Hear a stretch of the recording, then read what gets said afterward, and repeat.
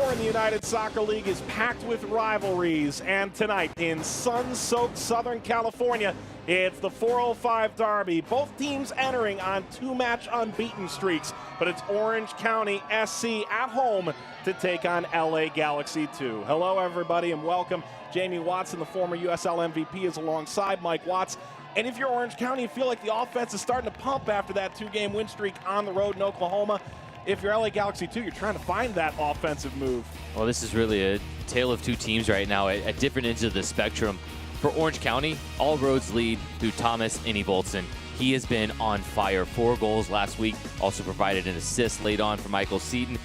They are firing on all cylinders going forward. 40 shots on goals, that's incredible. But if you look at the other side for LA Galaxy, they're really struggling right now to find any sort of spark going forward. They've got to find that on the road in a difficult place to play, but it all goes back to this trip in Tulsa. I mean, Andy Volson could really score any which way. There's with his head. It started the trickle-down effect early on against Tulsa.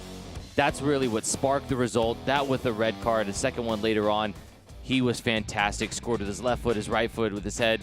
He can find several ways to beat you. He is what all roads go through for this Orange County team. Win over 2 teams that were in the playoffs a year ago in Oklahoma. They knocked off OKC Energy under Steve Cook in his first year, and then they went to Tulsa and knocked off the Roughnecks. And Thomas Voltson is the reigning USL Player of the Week by virtue of his 4 goals on the road swing. Well, these two teams know each other quite well. For Orange County, last time they met, it was a pretty dominant performance against Galaxy 2. Zlatan not playing. Well, neither is Beckham. That's okay. Galaxy 2, OC, next.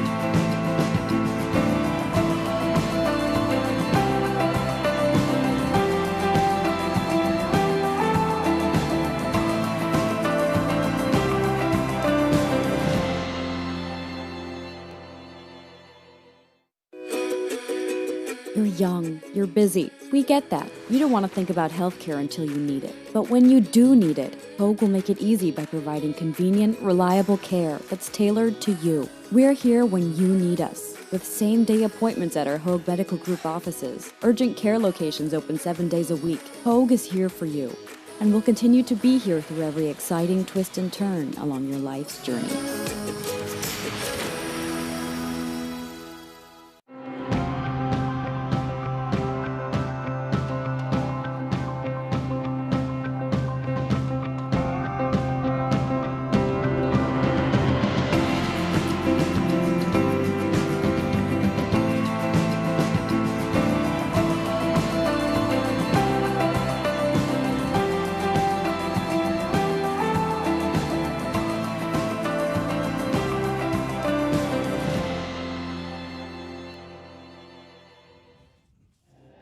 About ready to play ball in Orange County. CSC set to take on LA Galaxy 2. The Galaxy 2 looking for their first win of the year, but they've drawn in the last couple. Orange County's got to be feeling confident right now under Braden Cloutier.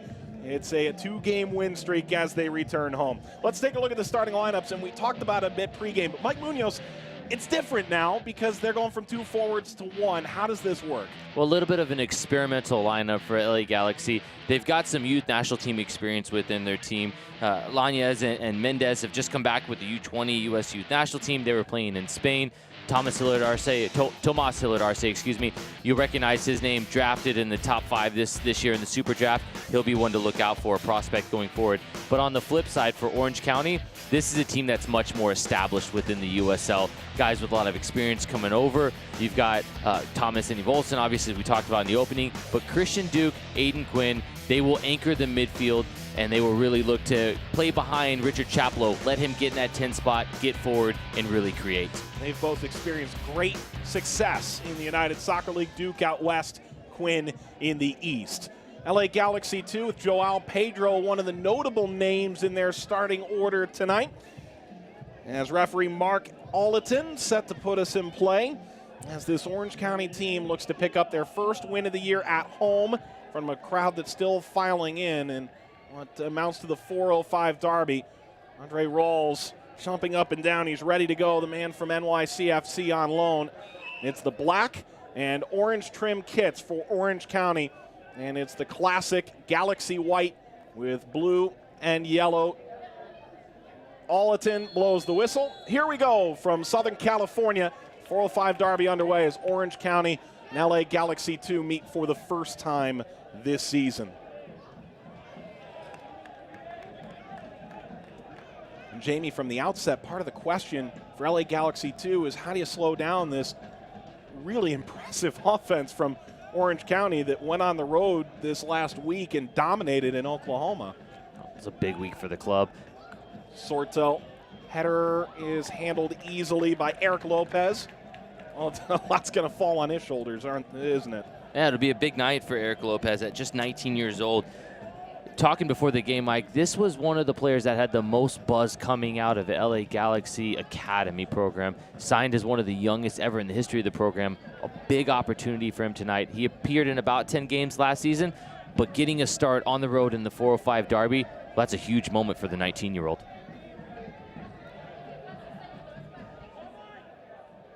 Comes to Lopez again.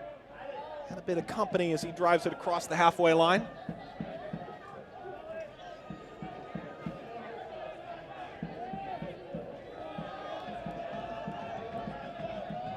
Chance to get Sorto forward a bit here. Yanez throwing his head to it. And Galaxy 2 taking over. Think back to the last game for Galaxy 2, only 4 starters remain from their 0-0 draw against San Antonio. Most would say that's a great result for them. They played at StubHub Center immediately following that LAFC LA Galaxy match as part of a doubleheader, but they're trying to make some adjustments here, this Galaxy 2 side. Try to top the excitement of that game. Zlatan comes on with one of the most memorable moments in MLS history. But then the LA Galaxy 2, it's a blessing and a curse that Mike Munoz has, because he's got so many players within the youth system at his disposal, but then there's constantly changing faces within the lineup. He's got to try to find the right group that does a good job of producing players for the first team, but also gets wins at this level so these kids understand winning mentalities at a young age. Justin Dillon set to throw. Galaxy 2 made it to the USL Cup final in 2015, falling 2-1 to Rochester Rhinos. They led that match on a goal from Ariel Lassiter. It was a stoppage time and an extra time goal that did them in. Comes to Tomas Hilliard Arce, second overall pick to the Galaxy in the 2018 Super Draft. Chance to get forward here. Requejo, Dillon, lost it. A little bit of frustration there from one of the more experienced members of this Galaxy 2 team. Requejo with some great movement. As soon as he plays it, it's not just about playing the ball and admiring it. It's about what are you doing next. He does a good job of playing the ball, moving, getting it on the back end, and then slipping in Dillon. And then speaking of slipping, obviously Justin Dillon on the grass here slips and falls, and the chance goes begging. But great little combination play that is so subtle, but the passing and movement is so important for these young players. It really shows maturity when you can play a pass and then think, what's the next thought quickly ahead. Hilliard Arce kicks this a bit too far. Chaplow for Annie Voltson. Back to Cronali. And now Yul Nielsen.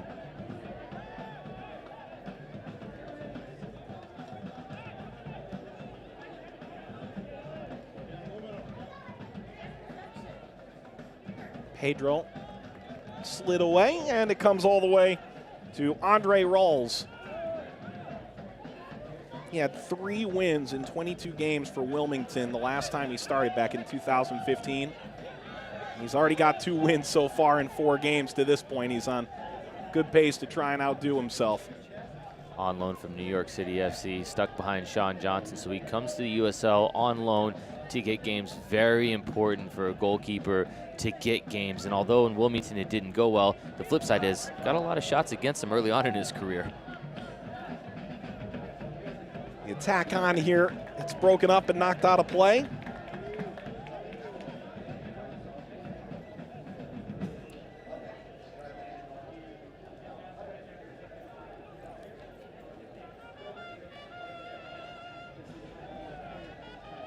Hashimoto off of Apia. Cycled through and picked up by Lopez. Part of the conversation with Braden Cloutier was that Orange County played well in the first 2 games and didn't necessarily feel like the soccer translated to scoring. They felt like they had chances and didn't take them. Cannot say that about the trip to Oklahoma this week. Yeah, I mean, 6 points from the 2 games, and to do it in the fashion they did, scoring winning 1-0 on the road against OKC, but then going and really putting Tulsa to the sword and just really just going out and putting a solid performance in over the 90 minutes. This through ball all the way to Dillon. He was in an offside position regardless. Yeah, just going back to that, it was just really important early on to have a game like that. Justin Dillon strays a bit offside here. His run goes a bit early. He's finding himself looking back for the ball. He's gotten in behind, but you quickly saw Joel Nielsen motion. We've got to talk. We've got to communicate to Noah Powder. If Dillon's going to run from one side to the other and there is a responsibility shift and they have to switch who's got who, he's got to communicate that Powder to Joel Nielsen. Flag was up for offside going the other way. That's Melissa Gonzalez. The AR on the near touchline whistling Seton.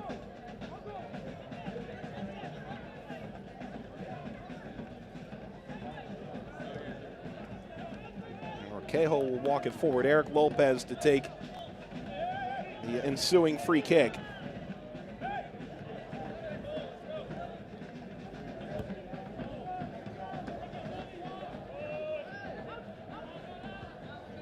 Dillon in pursuit. Sorto, the former Galaxy player, lobbed it away. Apia. The turn and now the chance to go the other way. Mendez. Chance to get through here for Galaxy 2, and Rawls sprawls out and holds it down. Really good vision there from Mendez to see that Yanez was outside and with a curving ball away so Rawls couldn't come out for it, puts it in behind, drops it in behind Crognali, and from there, Crognali does a good job of shielding so Rawls can come get it, but a really good vision shown by the youngster. Really important for him to be able to get into those spots, turn, face up against the Orange County back line, and then pick a pass. That's a cultured pass right there.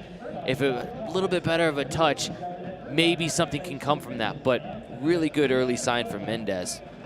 Mendez, one of those young superstars in the making in the Galaxy organization. By their estimation, at least, a youth national teamer for the U.S.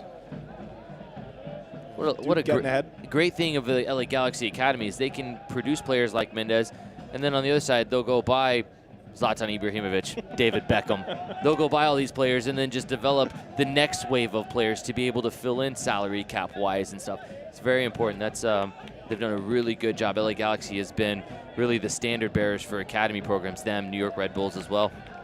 Chaplow switches the point here for Orange County.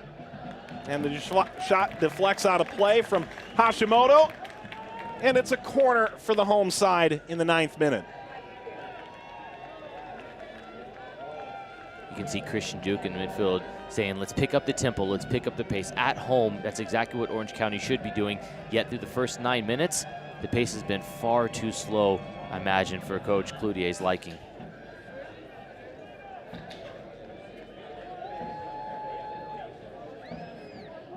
Hashimoto plays it short. Chaplow the return ball, and now Hashimoto playing it inside the 18. Pedro kicking it the other way.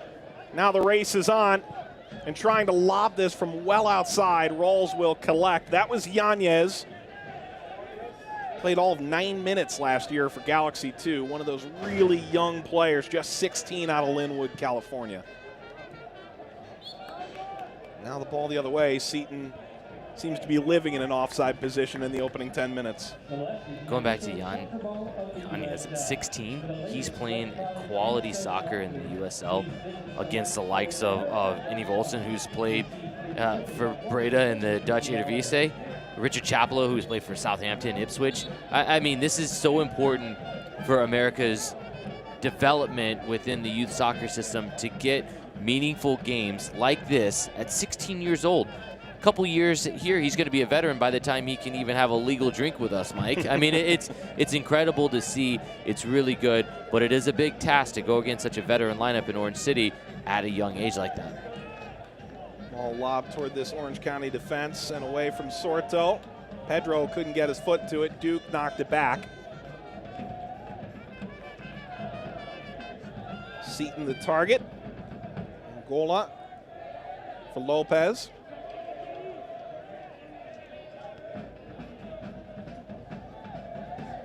Pedro saw a ton of time with the MLS team last year in Los Angeles.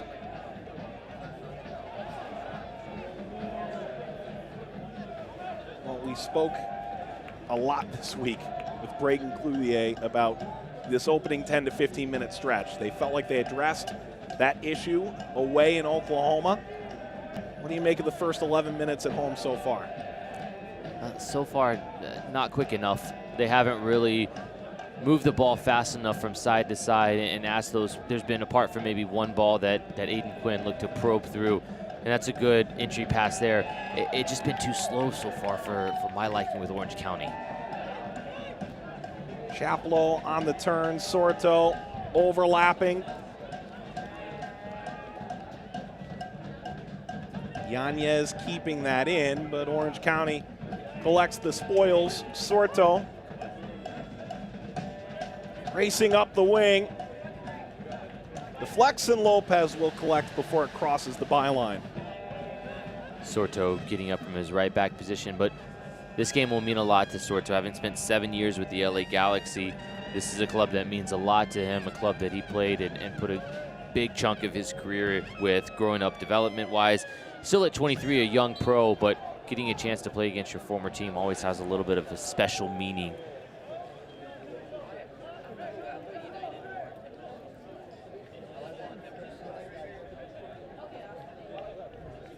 Well, Sorto looks like he was involved here. He steps back into position, and a restart rather quickly from Mendez.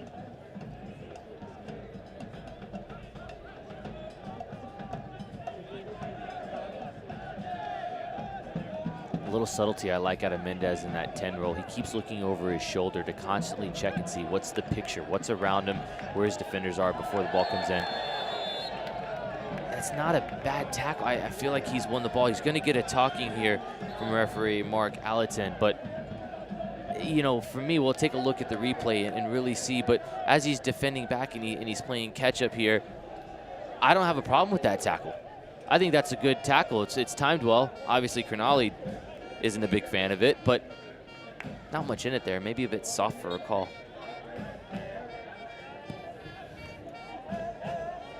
Ball for Seton, brings it down and cedes the foul the other way.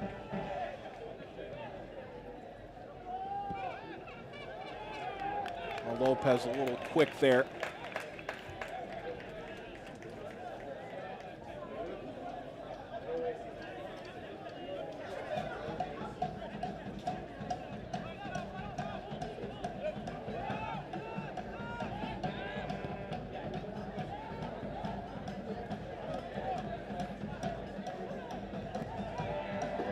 Nielsen knocks it back.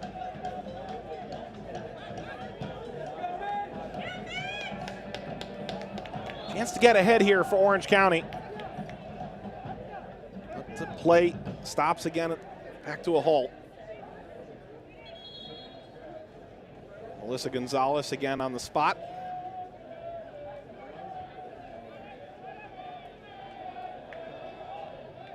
Chaplow is just taking a minute here. I wonder if he maybe pulled something off the ball, if maybe something. It didn't look as though he's been involved in any challenges, but as the trainer comes on to take a look at Chaplow, it's interesting we'll take a look and see if he's going to be able to continue on.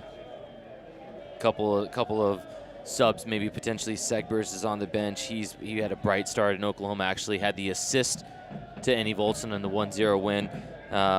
Selbel's another one that could be an option. It'd be interesting to see, though, because when we talked to Braden Cloutier this week, he said how important the midfield three of Christian Duke, Aiden Quinn, and Richard Chaplow were. He thought they were the best combination of three midfielders in all of USL. Those are high praise from the coach. So it'd be interesting to see if something were to change in the first 15 minutes. We'll keep an eye on it to see maybe if something, notice if there's something different in his run, but that could be something important to keep an eye on. Chaplow over 300 appearances in England. Captain for this side in his second season with Orange County. Came in under Logan Paws last year.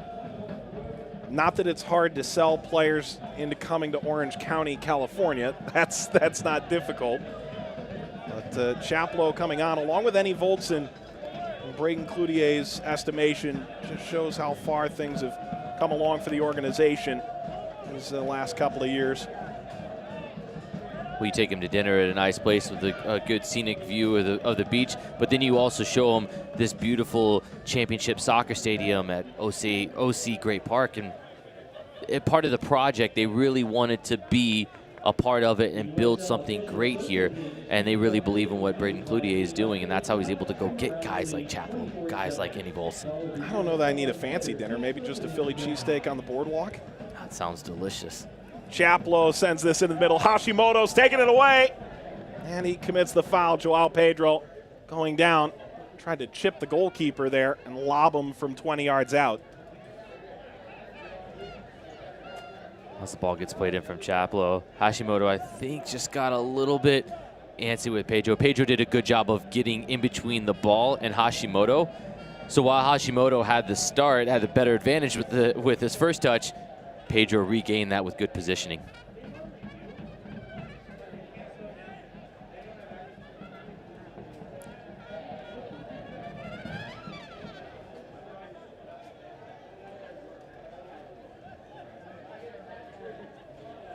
Noah Powder lets this bounce by.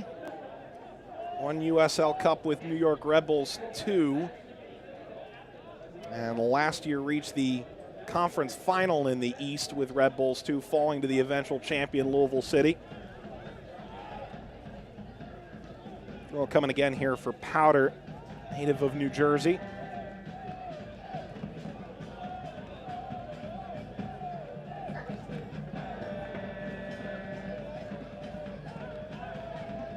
Knocked away from Pedro, and now numbers screaming ahead for Orange County. Aiden Quinn. Throw for Pedro.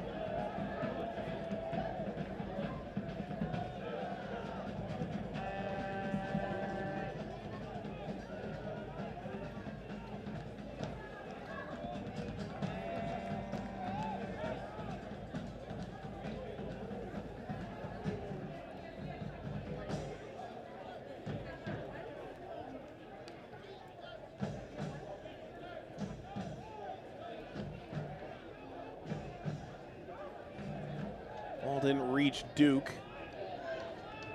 Pedro tried to keep it.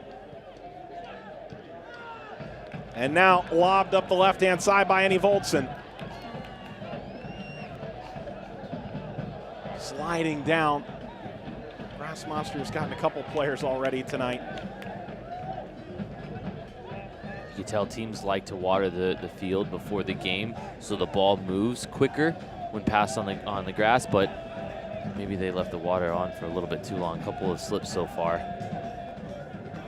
You've seen it a couple of times as the ball's gotten played across. You'll see a little bit of streak of water come off of these nice new Select balls, and that's what it's from. It's not that it's raining, because everyone knows it doesn't rain in Southern California, but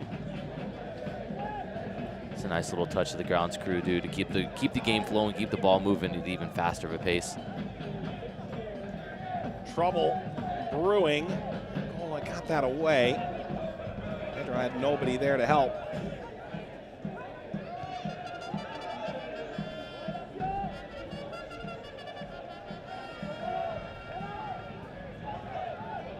Attack up the left-hand side. Duke crossing. Bit too far.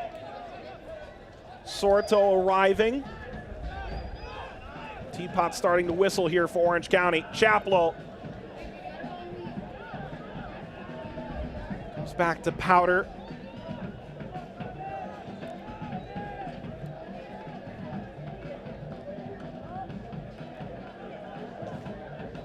Brought down in the 18. Enna Voldsen turns, lifts across.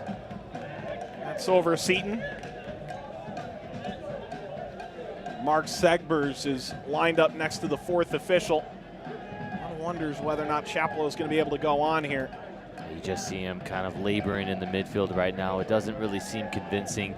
In a game like this early on in the season with a player as important as Chaplow, it's better to be safe than sorry in this sense, and looks like Segbers will be coming on for Chaplow momentarily.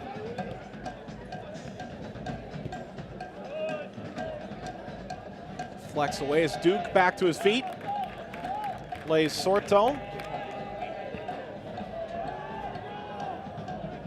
Balls will send this up to Chaplow.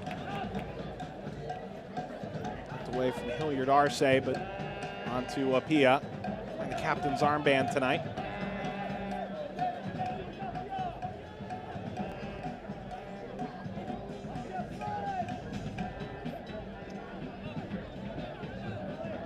Able to bring this in, and Enna Voldsen flew by.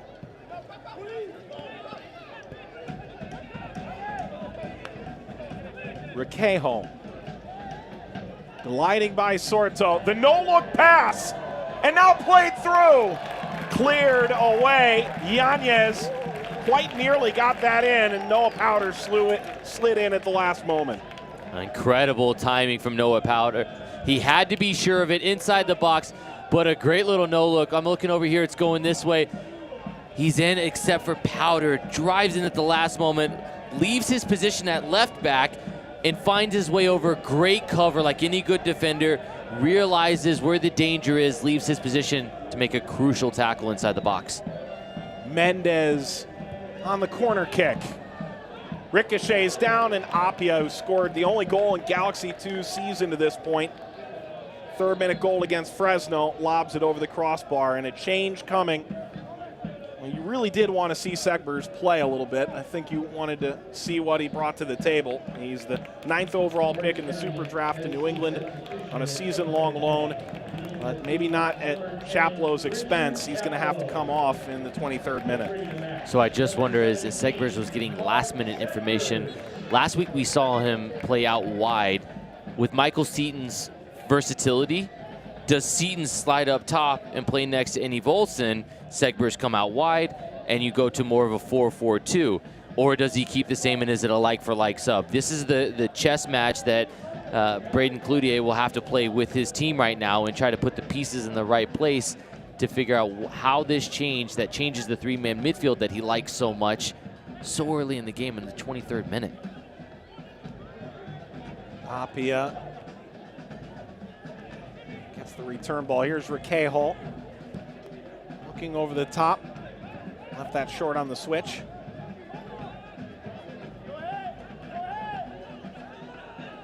Pedro in pursuit. Hashimoto's moved to the right-hand side. Wonders if that's part of the chess match or just part of an overall game plan. To that Seton looks like he has pushed on a little bit more. Does Hashimoto come to the right? Does Segbers go out to the left mid? A lot of moving parts to this early substitution.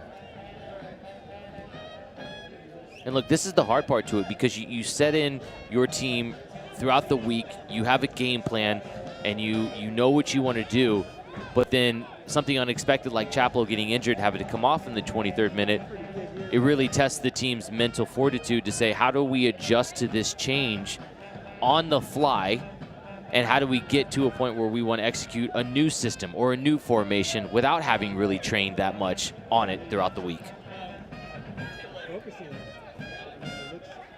also puts a dent into what's Orange County's biggest strength by their estimation. They feel like the trio they have in midfield between Chaplow and Duke, Aiden Quinn, might be the best in all of USL, and the honors they've won over their careers would indicate that's not overstating it by much, if at all.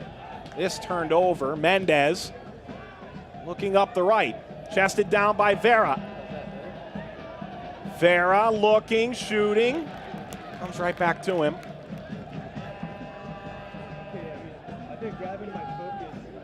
Powder stands him up. Vera plays the cross, looking for Dylan. Pops out. And a corner for Galaxy 2, 25 minutes in. Wonderful positioning by Alex Crinali. Does a great job. It's a big battle with Justin Dillon, a big body in there. He gets in the right spot, concedes the corner, but really good positioning from the young center back.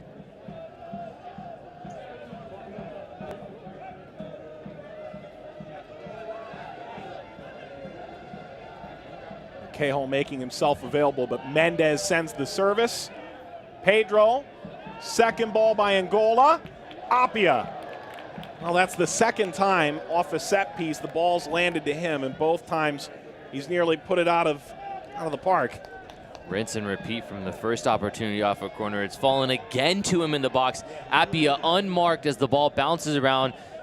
He turns around, he finds it after a couple of headers, and his body positioning gets it all wrong. He swings wildly at it. From inside the box, it's not so much about kicking it as hard as you've ever kicked a soccer ball before. It's more about the technique. Is your body right? Are you leaning back just enough?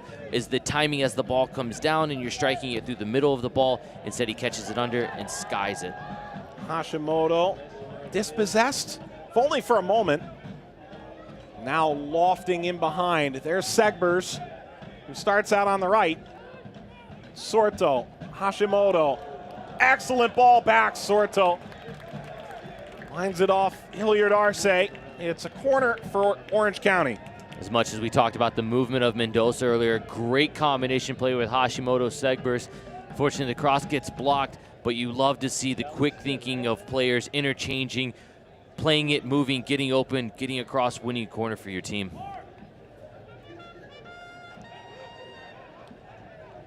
In the 27th minute, corner for Orange County. Falls down in the 6-yard box. Kept alive by Yul Nielsen, setting up another corner on the opposite side.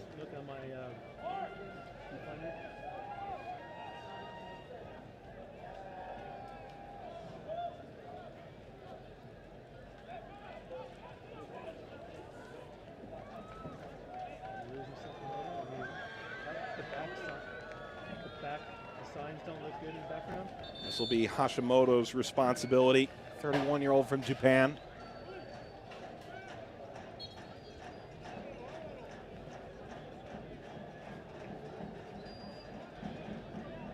Seaton and Cronali making themselves big. Hashimoto, an in-swinger. Pedro got the touch to that. Duke. Hashimoto back onto his left. Good job of closing down Hashimoto there. Didn't give him time to get it out of his feet. Instead, forced him to rush it. And when that happens defensively, when you make players play a little bit quicker than they want, you get results like that where he doesn't have time to set it up properly, get good service. Orange County had a lot of numbers in the box, but because of the defensive pressure, it forced a bad ball in, and it's a goal kick for LA Galaxy 2. Hey fans, ESPN Plus is the new streaming home of the USL in the United States. Watch all the action throughout the 2018 regular season. Has a chance here for Seaton. Seaton, is he fouled from behind by Angola? Referee rushing in from behind. Was he outside the 18-yard box? There's multiple steps to be had here. That should be a straight red. It is. The center back's been sent off, Angola.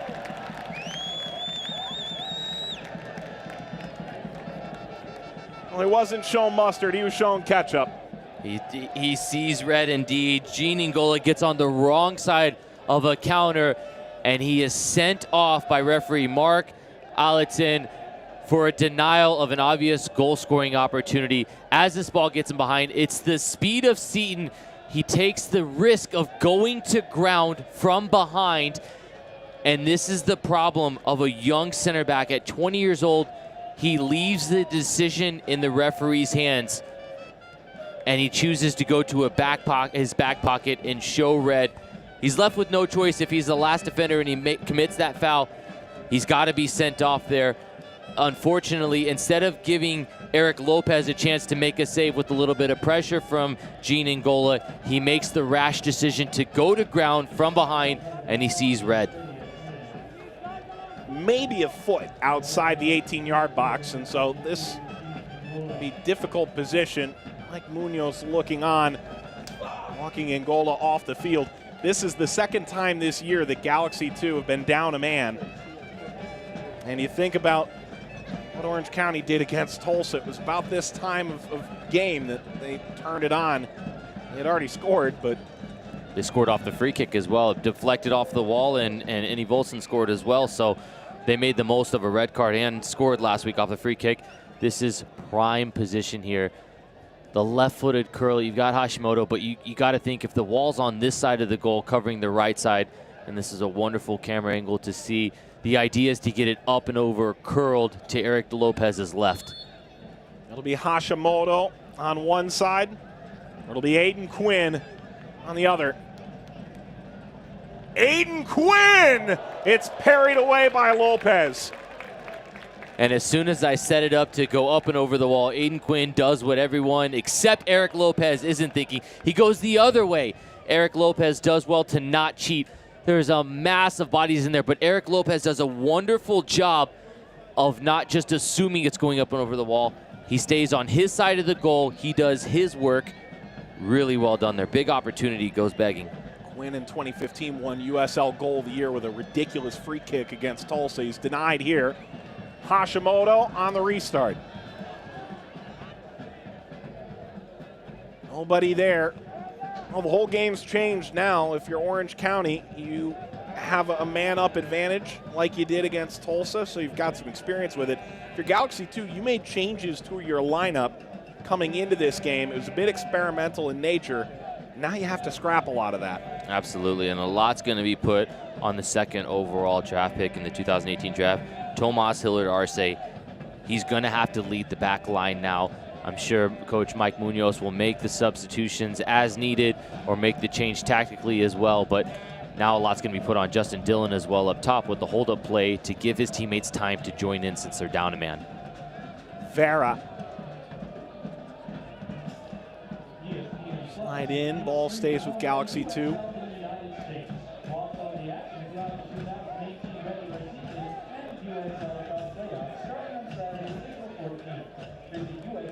Galaxy 2 went down a man against Fresno. Finished 1-1. They were up a goal to nil on the Apia goal in the 3rd minute of that game. I spoke with Adam Smith after the fact, the coach for Fresno, and he said it was almost more difficult to get through them when they were down a man. They were so compact. They played so well defensively. Sometimes being down a man, you put a lot more emphasis on your positioning defensively because you know that you will be tasked with that a lot more. So this is a big opportunity for the young players of the LA Galaxy 2 team to be tested in a situation that's stressful, a bit of adversity on the road against a good Orange County team, down a man now for the remaining 60 minutes of the match.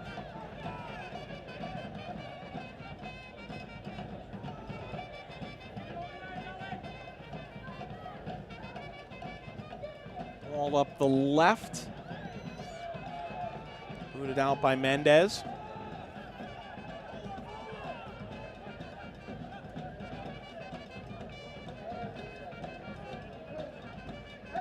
Quinn back to Powder.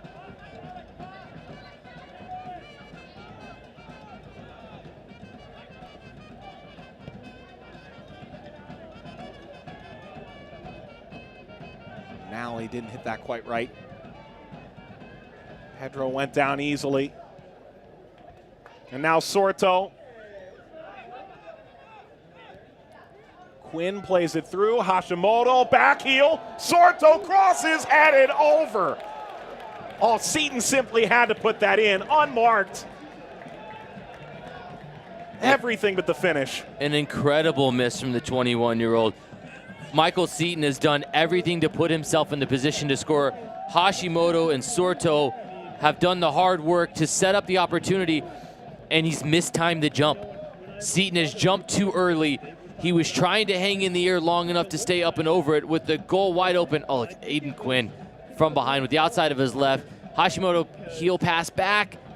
Sorto puts it right across. He's got the goal to hit. Seton's timing was completely off on his jump, and by the time he was starting to descend from the jump, the ball was coming in from Sorto, and he puts it up and over. Those are moments and opportunity, though, you have to put away, because the goal within the first 5 minutes of getting sent off, mentally, that's... Is there something to be had here for Dylan? Held by Rolls. He made the initial stop. It was still rolling toward the net. Dylan the other way could have had the go-ahead goal for Galaxy 2 down a man. And as we're saying, how big of an opportunity for Seton on one end, Dylan has an equal opportunity after a good bounce off the defender, puts him through on a breakaway. Justin Dylan at 22 shows a bit of inexperience there. Doesn't really test Rawls with that at all. Big challenge won by Yanez. Back now for Quinn. Duke. Crossfield ball. Sorto wasn't making the run. Requejo carries this into the corner. Duke sliding in, and it's a throw for Galaxy 2. For those of you just joining us, 30-minute red card to Gene Angola, putting Galaxy 2 down a man. For Orange County, they've already used one substitute, as they're without their captain, Richard Chaplow, who was injured in the opening 15 minutes, came out around the 20-minute mark.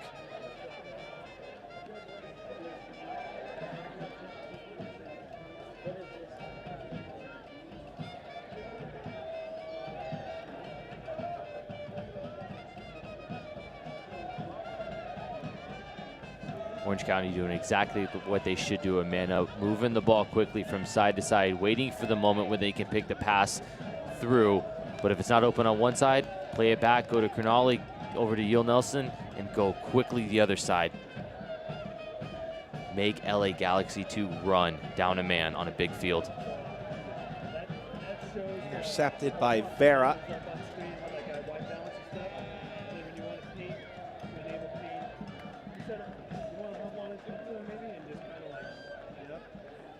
Well, you talked about inexperience for Justin Dillon on this opportunity. Yeah, I want to go back and take a look at it because he's through. He gets on the wrong side, but he tries to open his body up from the top of the 18.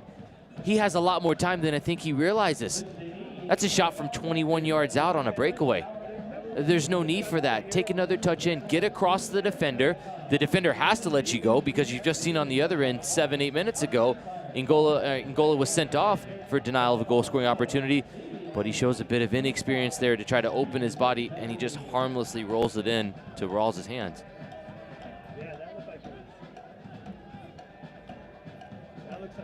Annie Voldson. Excellent run in behind, and now Seton trying to chase it. And there was a whistle behind the play and a chance coming for Orange County. That ball lofted the opposite side of the bleachers.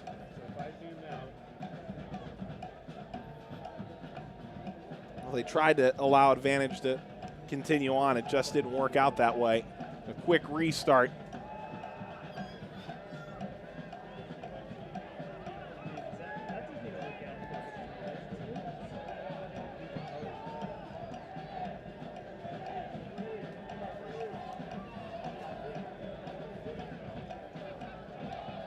Duke ahead, snap down, picked up by Lopez with Will Nielsen over by the post.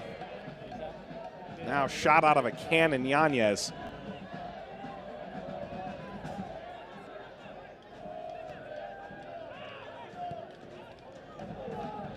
Pedro playing the right-hand side. Hernandez.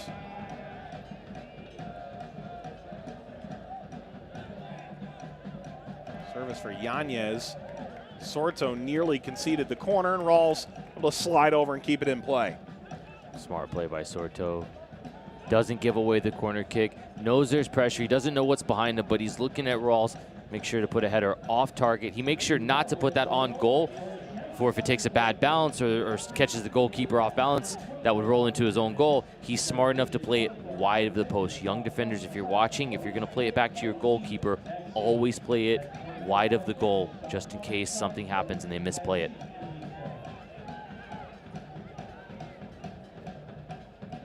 Henny Voldsen, surrounded by 3 white jerseys, sends it wide. Ball lobbed across away from Henny Voldsen. Hashimoto in pursuit. And lifted back toward the halfway line.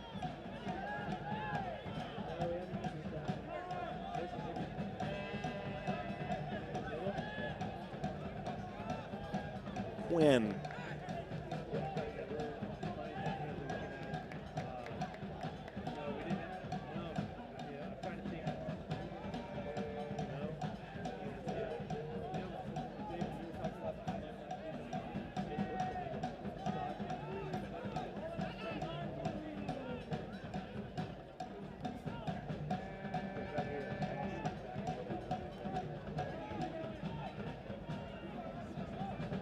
Duke up the left again. Vera this time, kicking it away from Noah Powder. Good response in the first 10, 11 minutes after a red card by the LA Galaxy too. It's effective. It may not be pretty, but you have 4 in the back, 4 in front, and Justin Dillon up top by himself. They've done a good job so far of not really giving away too many opportunities apart from the one from Seton. It's been tough for them to break down, for Orange County to break down LA Galaxy. It's good hard work. The question is, how long can they work this hard before eventually you get tired going side to side? Orange County has to show a little bit of patience to wait for that moment.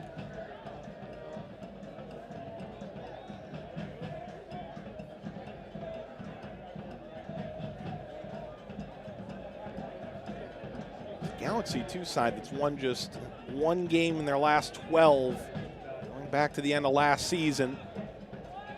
Got a handicap here.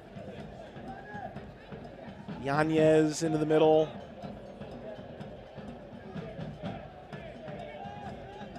Requejo. Hashimoto, not a great clearance. Pedro followed up. That's dangerous stuff.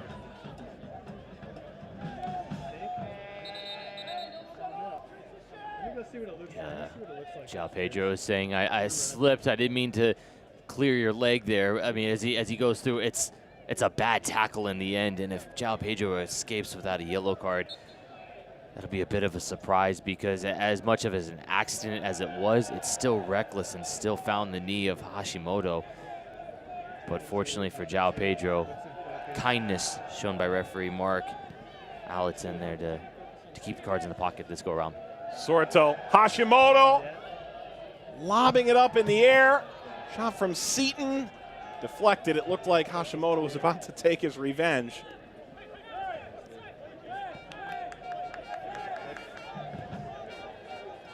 Quinn short-armed it. Vera. With Dillon front running, Pedro joining on in the attack. Back to Hernandez.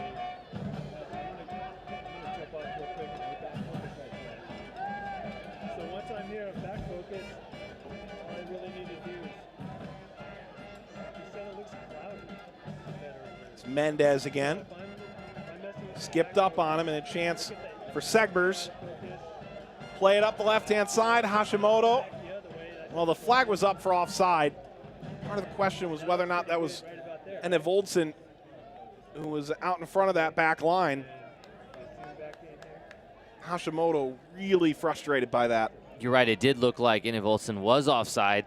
Hashimoto felt as though he held his run on, but then the flag goes up nonetheless, and he showed his displeasure there. But with just a minute and a half left before halftime, plus some stoppage time, if you're LA, you have to be okay with this. They've done a good job, even down a man, holding the line. And it's a tough angle, but I could see why there was a little bit of frustration. Hashimoto looking down the line, thinks he stayed onside. Melissa Gonzalez disagreed. Ball played through for Segbers. Segber's a chance to put Orange County in front, and he does. Orange County leads in the 45th minute.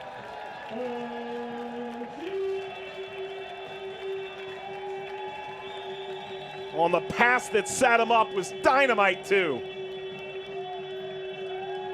Well, much like the celebration, Orange County was always a hop, skip, and a jump away from scoring.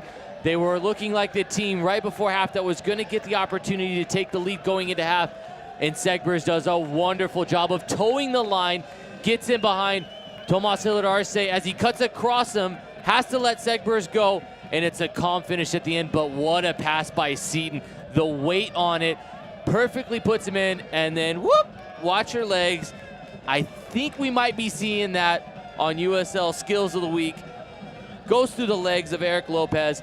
A timely goal in the 45th minute by Mark Segbers. But a lot of the credit has to go to Michael Seton for the weight of the pass. Seton's now drawn a red card, getting in behind, and he's now put Segbers in behind for a breakaway of his own to take a 1-0 lead.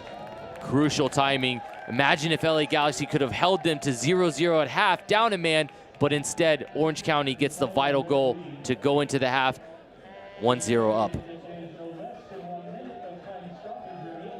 Segber's first professional goal. He's got 2 assists through 4 games too.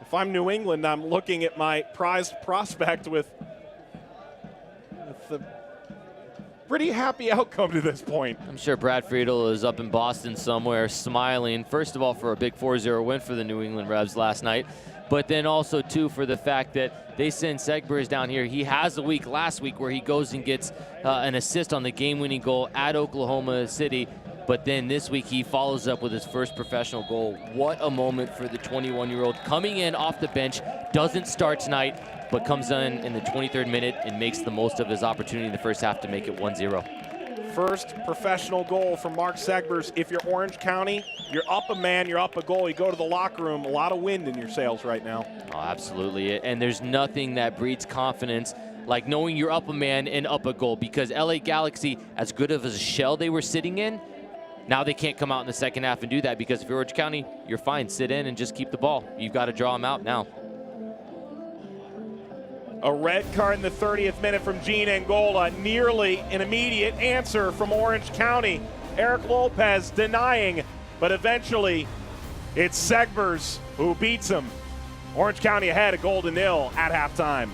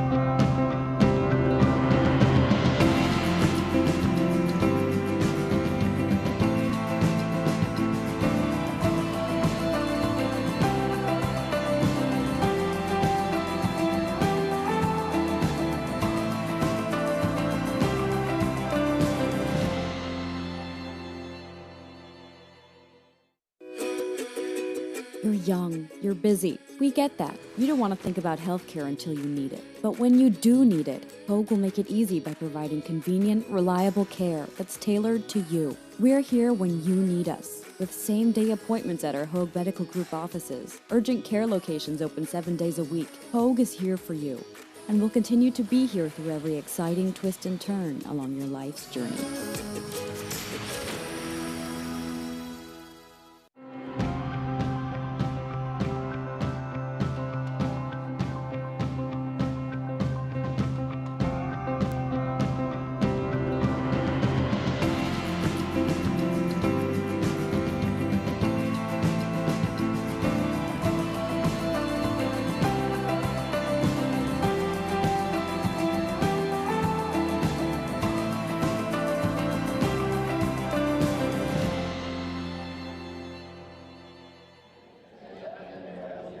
back at Championship Soccer Stadium, Orange County, a 1-0 lead, and oftentimes you don't hear about Christian Duke, and maybe that's for the best. For the last 2 years, he's captained Swope Park Rangers to the USL Cup final. He was one of the big offseason signings for Orange County.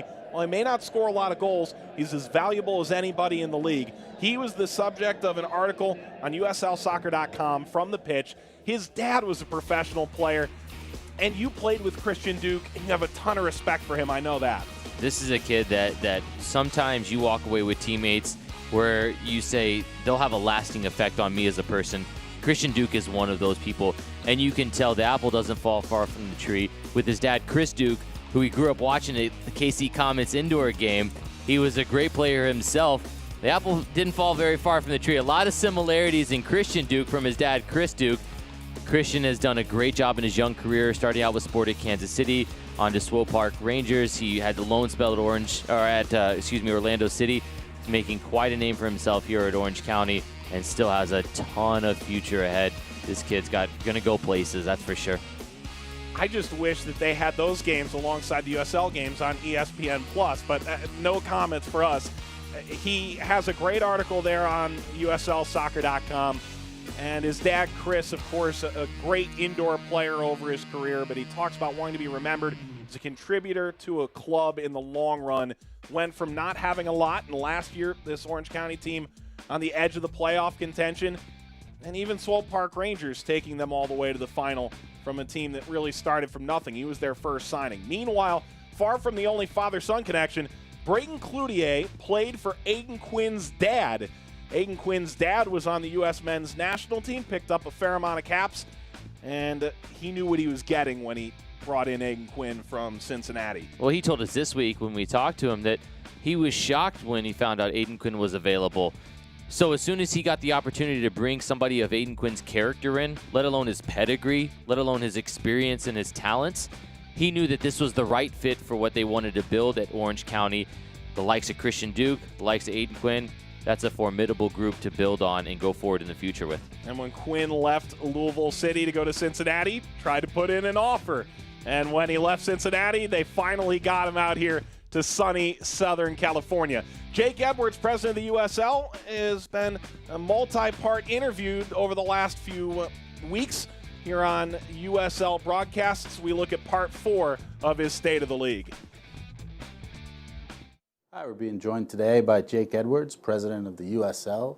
Just getting ready to kick off an exciting 2018 season. Jake, thank you very much for joining us today. Great, my pleasure. You know, we're getting ready to kick off the 2018 USL season, but this year has also been very crucial for the successful launch of USL Division 3. Talk to us about, the league and kind of the steps that are taking place to get ready to kick a ball with them next year. Yeah, that's a great deal of work that's gone into that so far. It's been a 2-year project, and we're kicking off in 19. Very excited. It's a significantly important step that we're taking here because there needs to be more professional soccer. There are a significant number of communities and fans that don't have access to a professional team of their own. And there's an opportunity there to go into these communities. We want professional soccer clubs that are going to be here for many years to come. And we'll follow the same model with the right ownership, with the right venue, and with great professional players now between the 2 professional divisions, and also with our pre-professional league, our PDL, our Elite Amateur Under 23 league. Now with the 3 properties, you'll actually see more integration of these leagues. Division 3 is going to have a huge impact on the growth of the sport. What does Jake, as president, think about when you're looking ahead for the next decade? What are some initiatives that you kind of see on the horizon? We set a long-term strategic plan out that took us through 2020. Some of those projects are going to carry on beyond that. There'll be some more expansion into the USL for Division 3. It's the continuation of our soccer-specific stadium push to get all of our teams playing in those venues. Again, continue to focus on the competition level, continue to attract quality players and world-class stars into the league, and coaches as well. A large part of what we're going to be focusing now is on the commercial growth and the media growth of the league, as we've built significant interest and significant quality, and there's a lot of people that want the content now, and so we're going to be unveiling a lot of new partners over the coming 12 to 24 months. So there's a big area of focus there for the league. And ultimately, the fans, keep servicing the fans, keep engaging with the fans, keep giving the fans, more and more great professional soccer for them to come out and support. Well, it's 1-0 Orange County, and it's a family affair out here at Championship Soccer Park. So far, so good for the home side in the 405 Derby. It's Galaxy 2 down a man and down a goal. Let's take a look at the USL Team of the Week, and it's led up top by a familiar name, Eddie Voldson. What a performance last week in the Oklahoma Road Swing. 2 big wins, and he was really the star player for Orange County. So no surprise, he's the player of the week. 4 goals and an assist, 6 big points out of 2 away games in Oklahoma for Orange County. It's a performance like that oftentimes will win you a chance to get interviewed, and that's the case. Anna Voldson, player of the week, and a budding star for Orange County. Tell everybody how to properly pronounce your last name. Enevoldsen. I think it was against Oklahoma. It was once it said like any Voldsen or something like that. Sounded quite fun. She struggled a little bit with it. My dad was a professional soccer player, so I think it came from him. Since I could run and walk and these things, I started to get a ball between the feet, and that's from where it all started. And if you ask my mom, she said I was pretty crazy about the football when I was really young. As I was like 3-4 years old, I was running around with a ball the whole day, so I couldn't get enough of it, and still can't. It's a big achievement for a player always to get the individual prize, but of course it came from the team. We had a pretty good week, and obviously the team helped me very well. I kind of get the player of the week because the team had a good run. Of course it's big when you play in the Champions League. It's possibly the highest level in the world you can play on. It was 6 very good games. Got to play against some of the best players in the world, Cristiano Ronaldo, for example. But the biggest moment was, of course, the goal I scored in Villarreal. That's one I remember. And but all 6 games was really fun to be part of. Then tell our fans something that we can say in your native language. Well, my friend. Go ahead.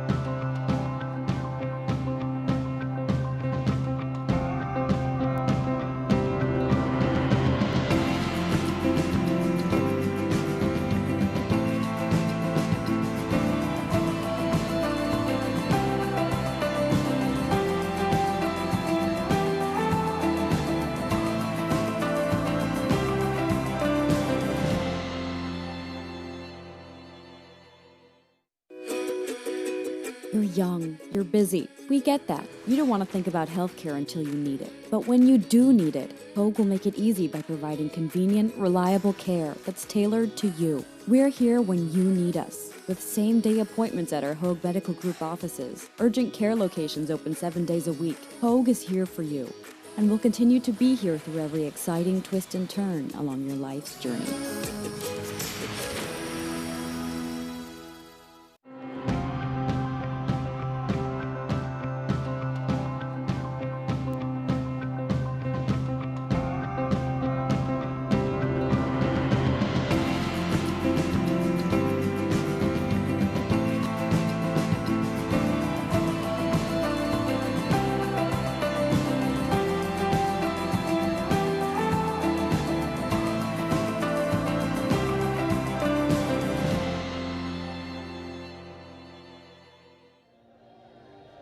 Halftime between Orange County and LA Galaxy 2. 1-0 lead for the home team.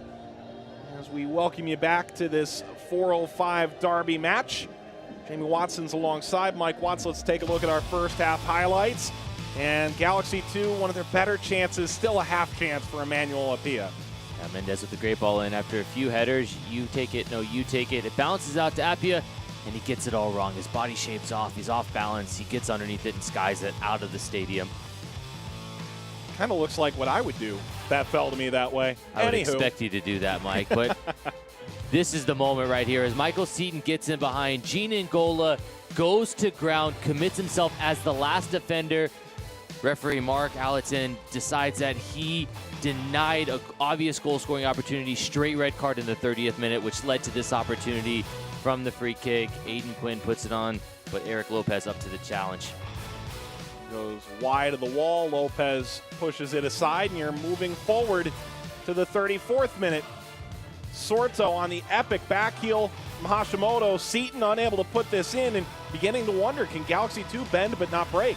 Well, you wondered, and it took all the way up until the 45th minute for them to break the deadlock. But before that, Justin Dillon had a glorious opportunity that he rushed. He panicked, didn't realize he was that in, was able to have a little bit more time than he realized, maybe take another touch, do exactly what Mark Segbers did on this opportunity right here. Michael Seaton, great hold-up play. And then how about this? It's inventive to get it in behind. Segbers for his first career goal. Patient, goes across Hillard Arce, leaves him in the dust, puts it through Eric Lopez's leg, and then he goes to the first of multiple celebrations to celebrate his first goal. Hey, it's your first pro goal, Mike.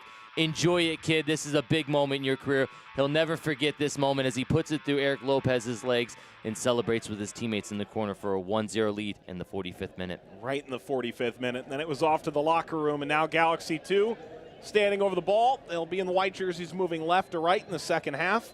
They'll try and find an answer to take a point away from their regional rival. As this ball ricochets out, they never made a sub after that initial red card. They lost a center back in Angola, and yet it appears they're going to try and continue on with the 10 that they still have. Yeah, Mike Munoz has a big task to go in and try to talk to his young team, his experimental lineup, and try to convince them of how they can dig themselves out of this hole, this 1-0 on the road hole that they found themselves in thanks to a 30th minute red card from Gene Ngola. Throw coming for Galaxy 2, that's Hernandez.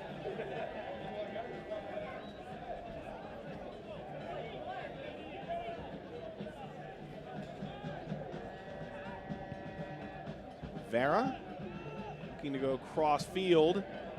Sorto up to the challenge. And Rawls the other way.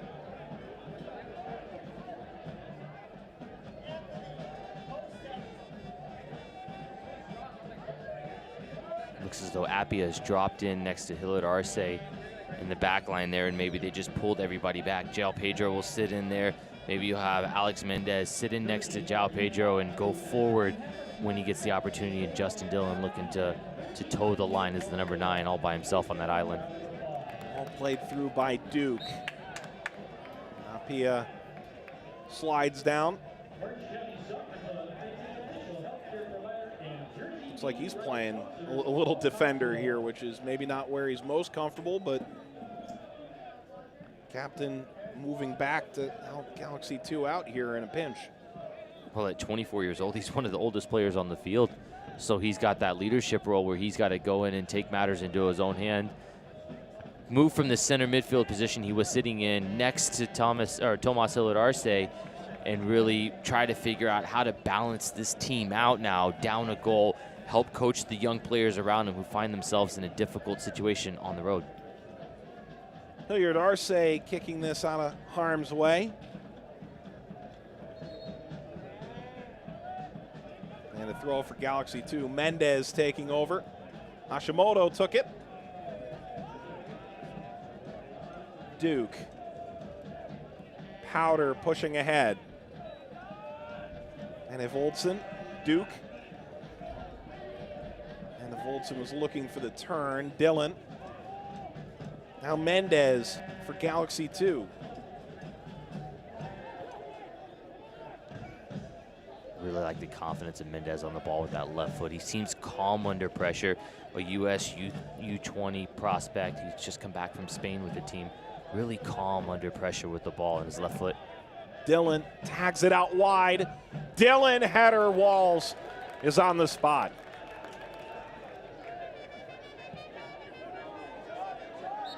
A chance to go the other way, and Seton for the third time, teamed in an offside position. If you're Galaxy too, you probably feel like you've had 2 or 3 halfway decent looks since the 30th minute when you picked up the red card. That's not a bad place to be on the road right now, down a goal that you've created a bit. And the big opportunity came from Oscar Sorto's wayward header that put Justin Dillon through in the first half. That's a big opportunity. If you find yourself getting fortunate enough to be on the end of that again, you've got to make the most of these opportunities, because playing down a man, those opportunities are going to be few far in between from here on out. So you've got to make the most of them. Set pieces will be another big thing to look for LA Galaxy to take advantage of, being down a player.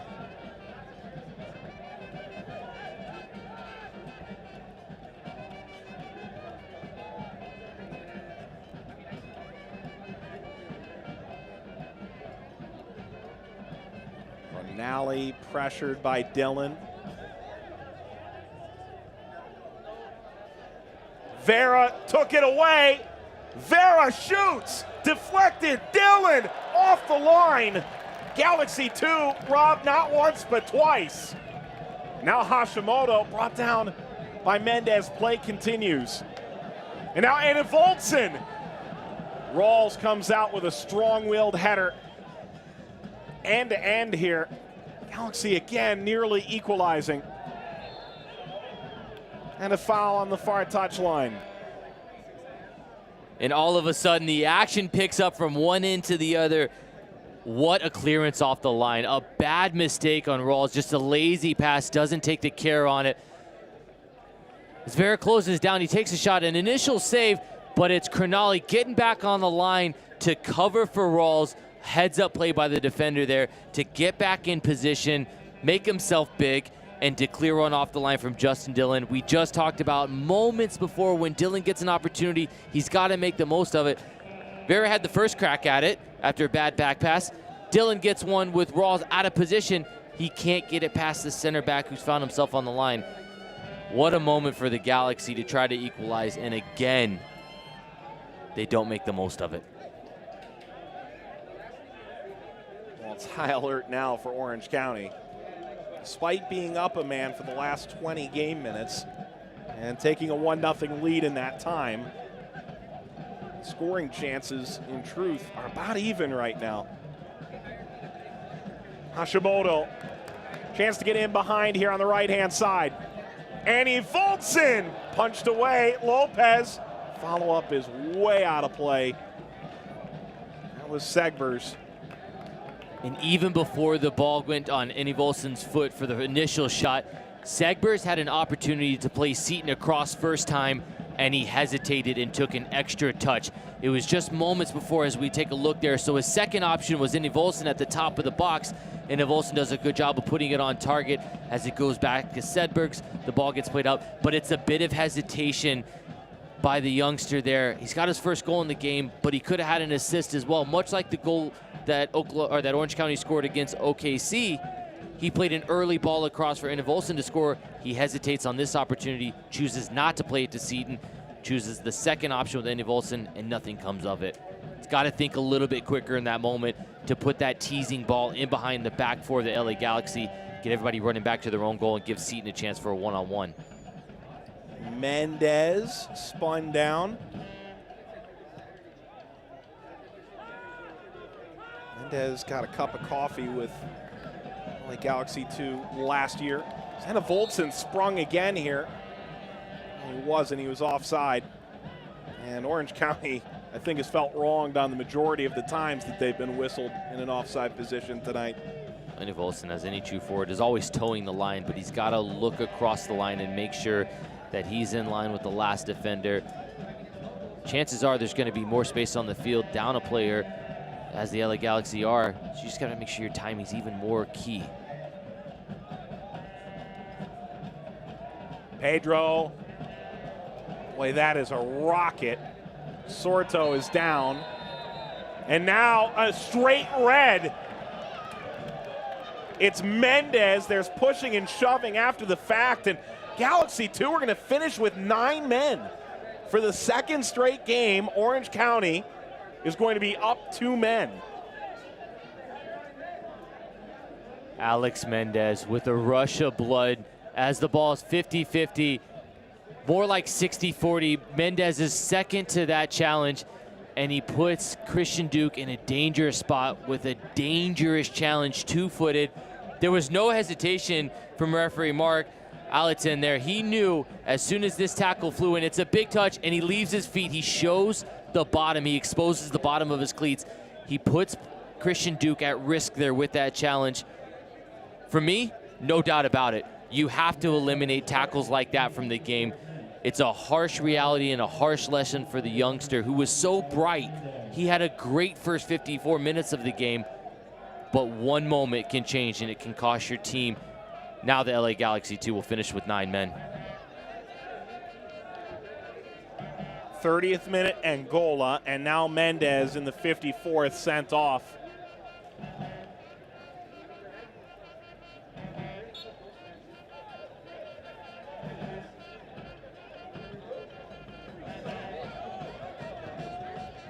Well, now one wonders if this will be fish in a barrel.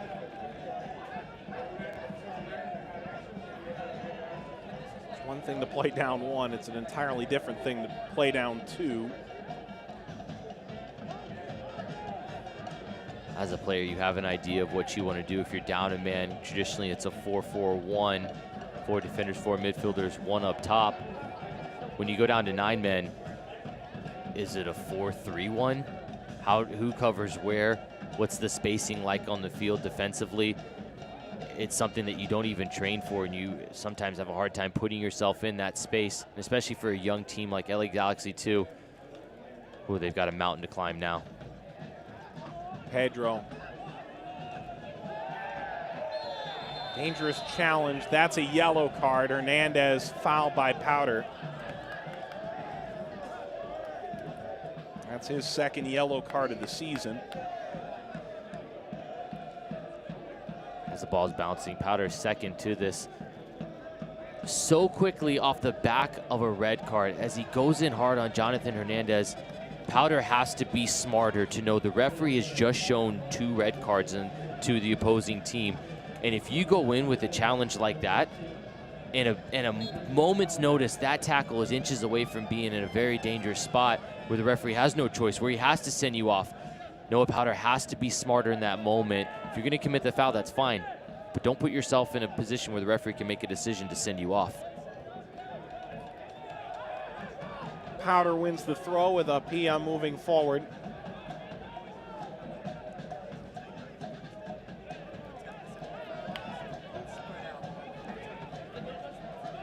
Richard Chaplow is injured in the first 20 minutes, the captain for Orange County. Since that time, 2 red cards for Galaxy 2. Played through now, Vera. Approaching goal line extended. And rode Powder down.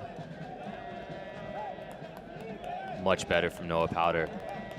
He's got the right side of Justin Dillon. It looks as though actually referee Mark Allerton has called it back for an initial foul. He's going to give a free kick. Didn't see much of it in there, but I guess he was letting advantage play on. Didn't see that it happened as Powder rode it out for a goal kick, so he's called it back now for a free kick. Well, this is the kind of thing where Galaxy 2 is gifted a golden chance here. Apia's got the only goal this year for Galaxy 2. Came against Fresno. It's Apia, and it dips down, caught by Rawls. No real danger in the end as he's gone with the inside of his foot. The ball's ended up in the middle of the goal, right in the arms of Rawls, but Apia there, he thinks he's going to put it around the wall, curl it, but really Rawls has no problem with that. He's able to just hold on to it and no problem. But like you said, that was a big opportunity. You got to do more with that. And Evoldson. Seaton. Past Hashimoto, Segber shooting, scoring! Oh, it's his second of the night. It's so well taken.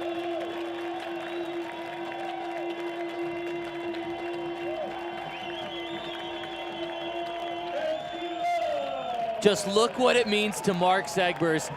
He runs over to celebrate with Braden Cloutier and the rest of the Orange County bench. Segbers, on the night where he gets his first goal of his career, he goes and caps it off by getting a brace with a wonderfully crafted finish. The ball gets played across from Seaton, left by Hashimoto.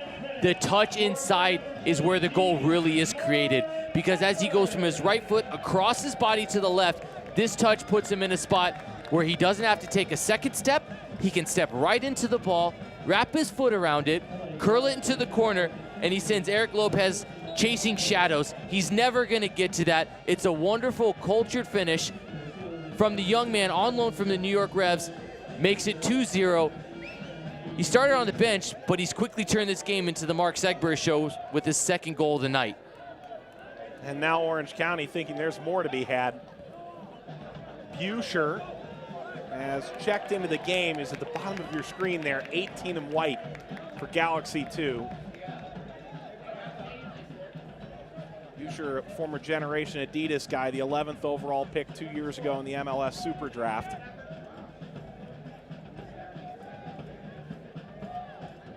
One of a long list of high-level both draft picks and homegrown players that exist on both these teams.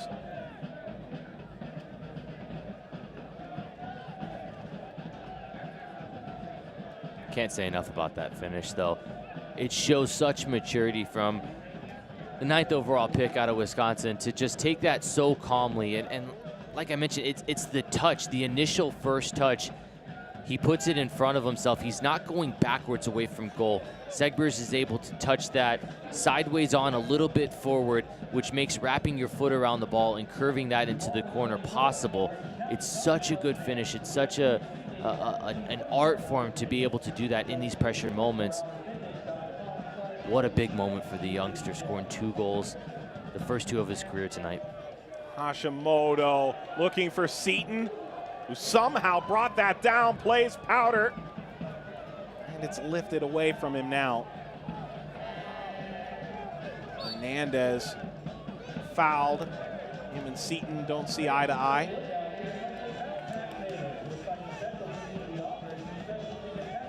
Well, if you're Orange County, you've been playing on a razor's edge for the last 13 minutes or so to start this half, where there were a couple good chances for Galaxy 2 down a man. Then a second player comes off, and you find that goal that you've been staking out since that initial go-ahead goal right before halftime. Well, just about 5 minutes into this half, they had an opportunity to tie it up with the bad pass from Rawls that put Vera in, and Dylan had an opportunity as well that they didn't take. They haven't taken their chances tonight when they've been gifted them, because that's how their best 2 opportunities have come from. Justin Dillon has had 2 opportunities now. He didn't take them. That's the difference. An experienced side like Orange County will make you pay.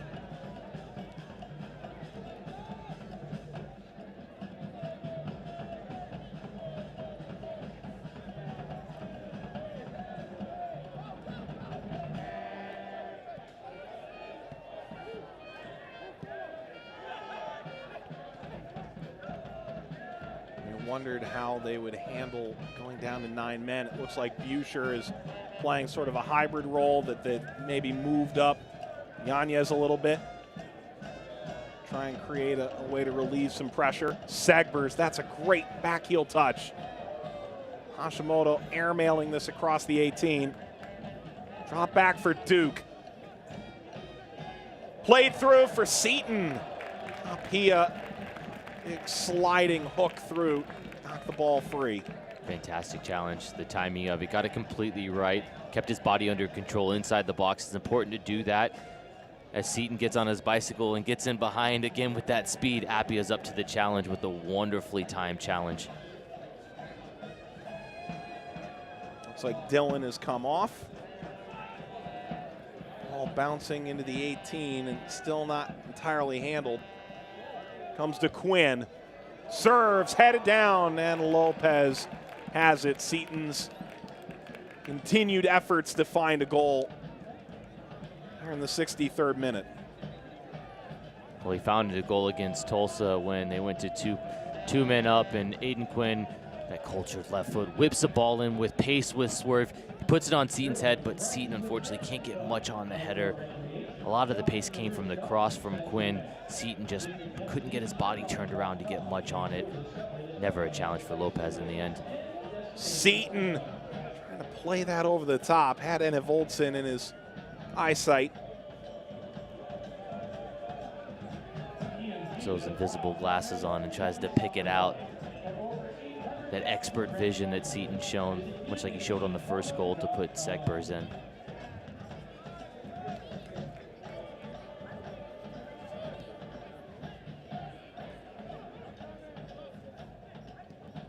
Enevoldsen looking for the return, but Duke back for Powder.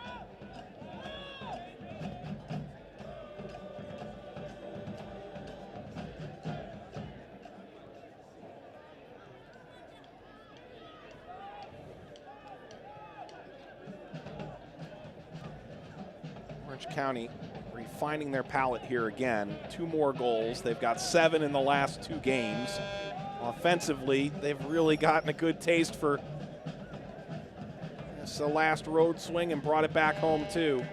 Their goal scoring acumen.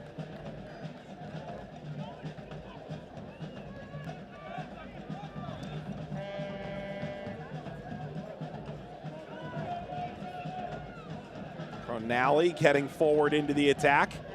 Ball lined ahead, and Enevoldsen running down the middle.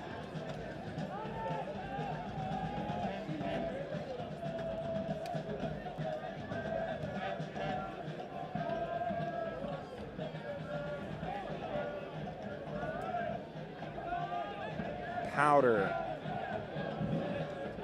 Duke, Quinn,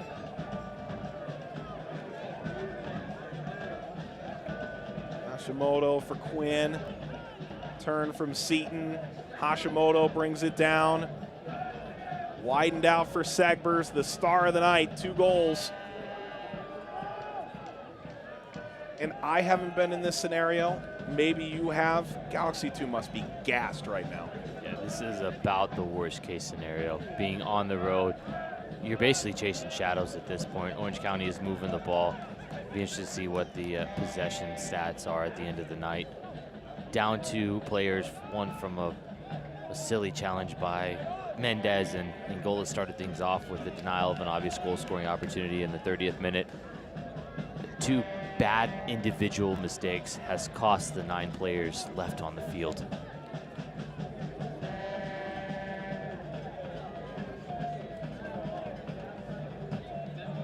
Unfortunately, this really takes the sting out of the game, because now it becomes an exercise in possession and moving the ball around, and it's a fitness exercise for the rest of the LA Galaxy players chasing it at the moment.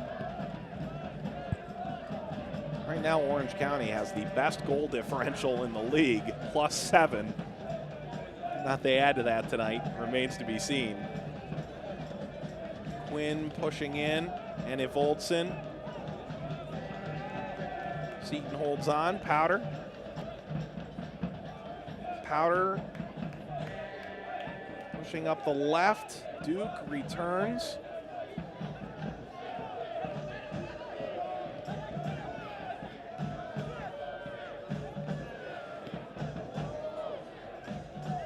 And finally turned over. Galaxy 2, if anything, is trying to get this across the halfway line and get a breather.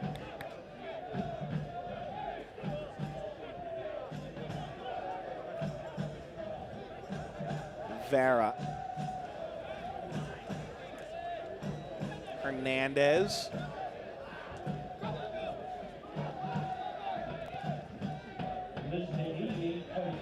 Buscher. Hernandez. Lofting for Vera. Cross off of Powder, and for Galaxy 2, you have to be pleased to get a set piece here. They're going to make a change too.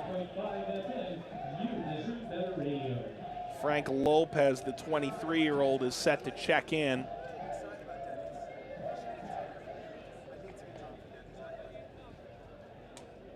It's the youngster, 16-year-old Ulysses Yanez, who comes out. Thought Yanez had a good night. He showed a lot. It got difficult when he went down to 10 and 9 players, but he seemed to have a real energy and effervescent attitude to want to get in behind, want to run, want to put a good shift in, but down 2 guys ultimately became invisible as the game went on. Good showing, though, from the 16-year-old. So it's Buescher, last year in Rochester.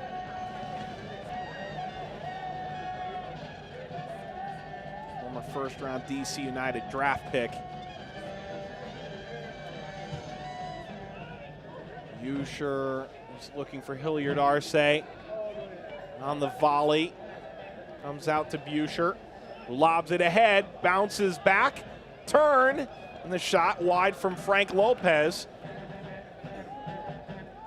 Not a bad first foray into the match for Lopez off the bench, but off the mark.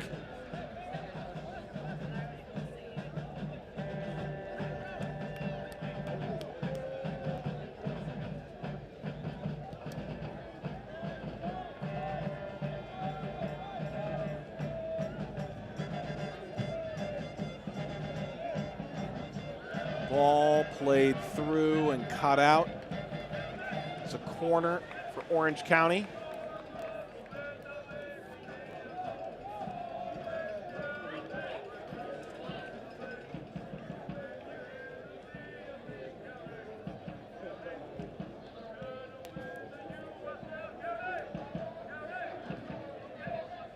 Did you ever try something a little creative when you were up 2 men and up a couple goals? If there was ever a time to try it, now would be the moment. Quinn, just a line drive. Not much creativity in that one, was there?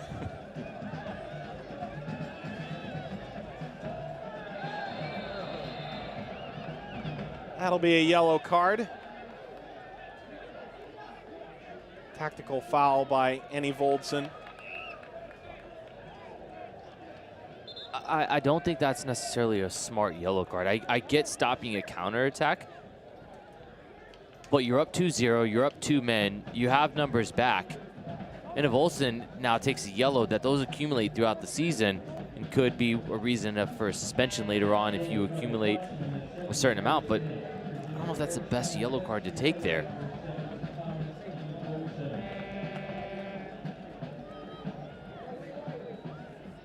Noah Powder will check out. Selbel has come on. It's his first appearance with Orange County. The Nigerian who's been known as Starboy comes from Swope Park Rangers. Small guy who plays big. And having watched Swope Park over these last couple of years, I think fans in Orange County are going to be in for a treat watching Nansel Selbel this year. On the restart, Galaxy 2 aiming into the 18. Buescher. Throw Galaxy 2.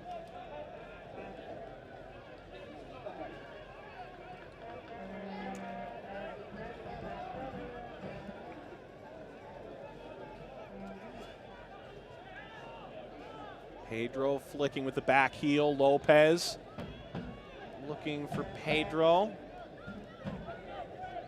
That did deflect. The corner coming. Pedro and Lopez have to be 2 of the best hairdos in the Western Conference. I mean, that's about the best thing going for the LA Galaxy tonight is those 2 gentlemen's hair. It hasn't been a night to remember. Buescher in swinger, punched away. Pedro was nearby.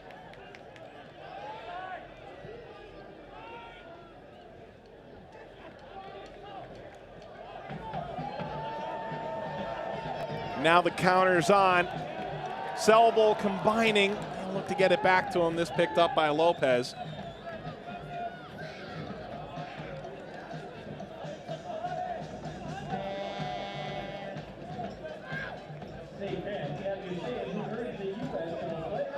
Hernandez. Pia.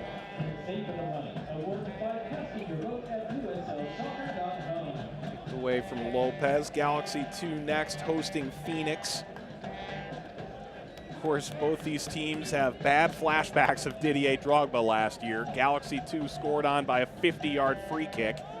Orange County dropped points last year at home at their temporary stadium last year on a Didier Drogba late free kick goal.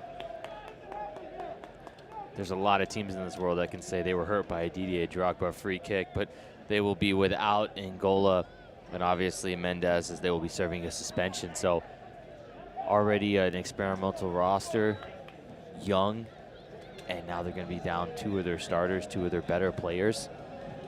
Even more difficult of a matchup for them next week. If there's good news, they do get Hugo Arellano back. He's finishing the 3rd of a 3-game suspension. Buescher, that's tapped aside. Came in with a lot of pace, and Roll's able to keep it moving across the 18.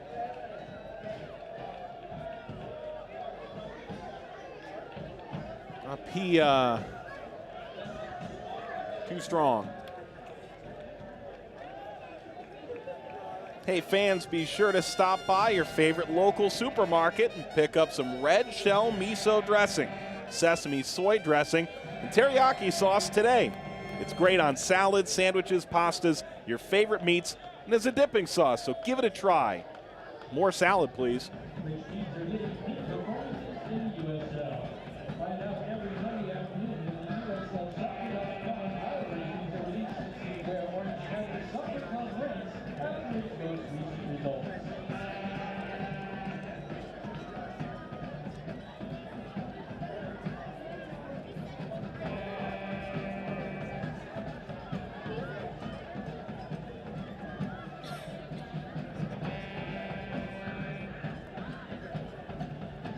Pedro trying to play Lopez. Overcooked it. Flag was up too. Hey fans, ESPN Plus is the new streaming home of the United Soccer League in the United States. Watch all the action throughout the 2018 regular season and USL Cup playoffs starting on Saturday, April 14th. Visit uslsoccer.com for more details. What an awesome platform for the United Soccer League to be on. I mean, it's incredible to see how the game is growing for ESPN Plus. This will be an incredible service to bring you these games starting next weekend. It's exciting with the vision they have with USL going forward and how to integrate that with the ESPN Plus platform. A deal through 2019 that features at minimum 7 national linear TV games this year. Cell Bowl into the attack for Orange County in his debut. Set away by Apia, who's touched every blade of grass on the field tonight. Apart from his finishing, where he's had a couple opportunities in the box that he's skied over the net, Apia has been a real bright spot in there, and he's been asked to play a different role than what he started. He's dropped deeper into the center back position, but he's done really well with his timing of his tackles, particularly in the box. Aiden Quinn.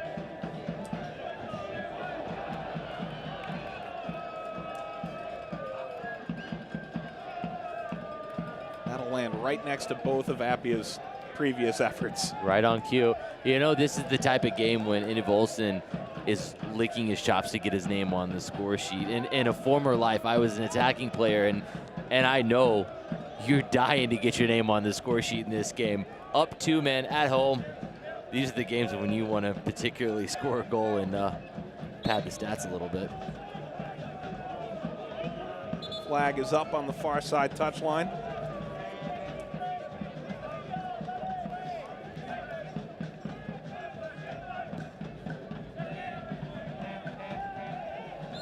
Lopez tugged down.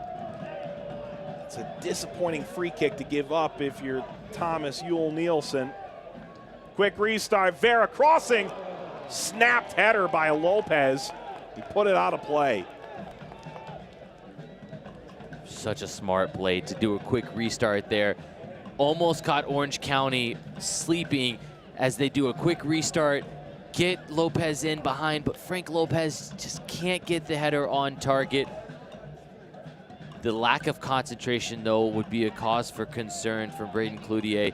He's going to want his 2 center backs to make sure that they don't let their focus down, regardless of the score, regardless of the 2-man advantage. These are the games where you have to be professional and you have to finish it out. that was a moment where they got caught not paying attention.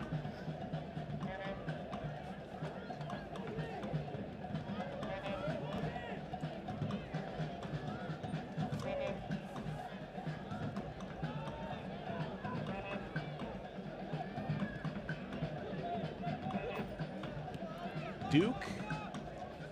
Another change on the way in a moment. Selbel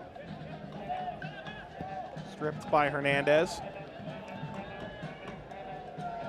Rawls is way, way out of his neck of the woods. The crowd likes it. I wouldn't try it again.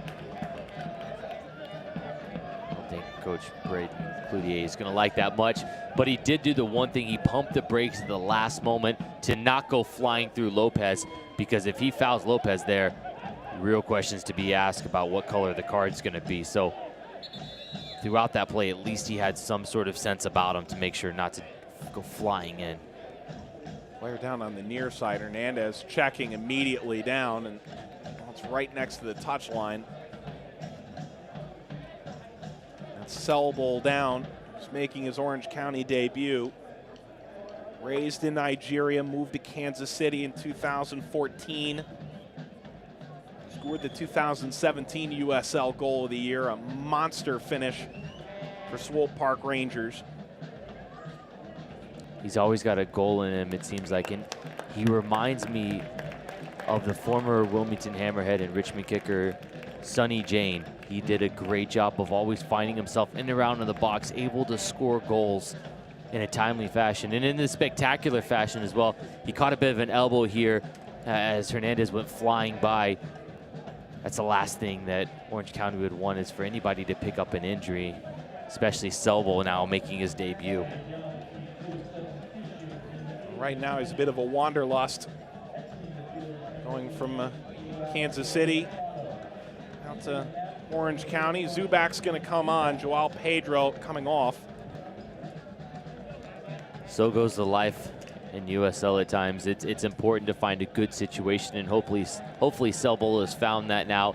From going from Swope Park now to Orange County, much like Christian Duke.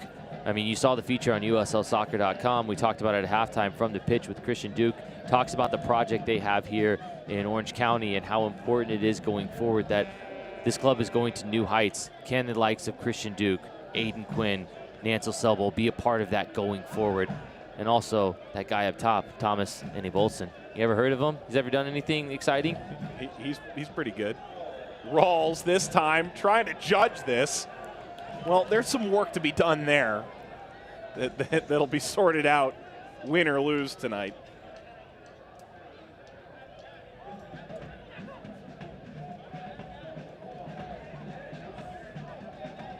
Galaxy 2 down to 9 men, trying to create, down 2 goals.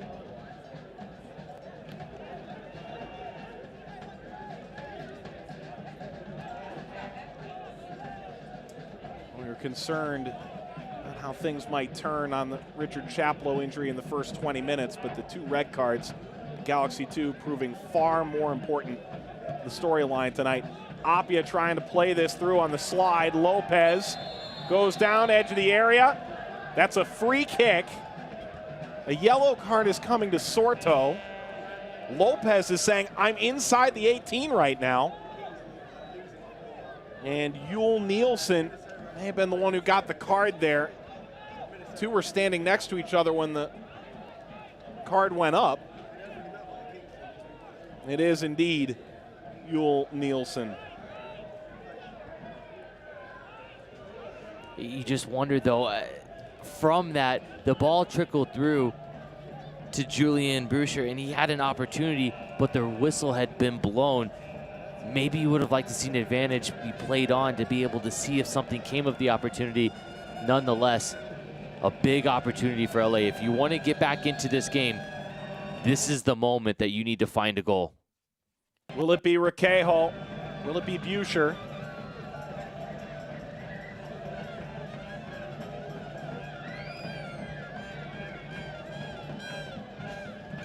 There's another conversation that's being had here with Mark Ollerton.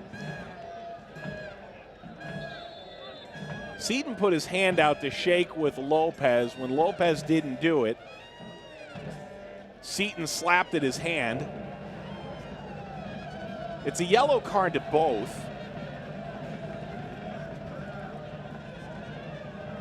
A little bit of immaturity there. No need for that at this point. Seaton now has 2 yellow cards and a red card this year, so that adds up to a couple points. Got to be smarter at this point in the game. Lopez a yellow card too. Both young players, both should be able to sort that out without walking away with a yellow card each there, but nonetheless, they both get one in the 84th minute. Buescher and Requejo behind the ball. This shot ricochets off the wall.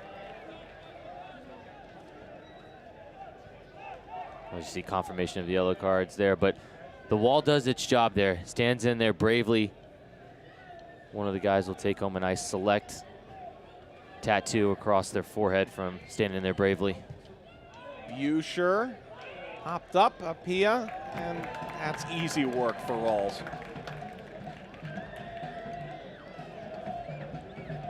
And to some extent, you do kind of see that this 405 Derby rivalry does exist.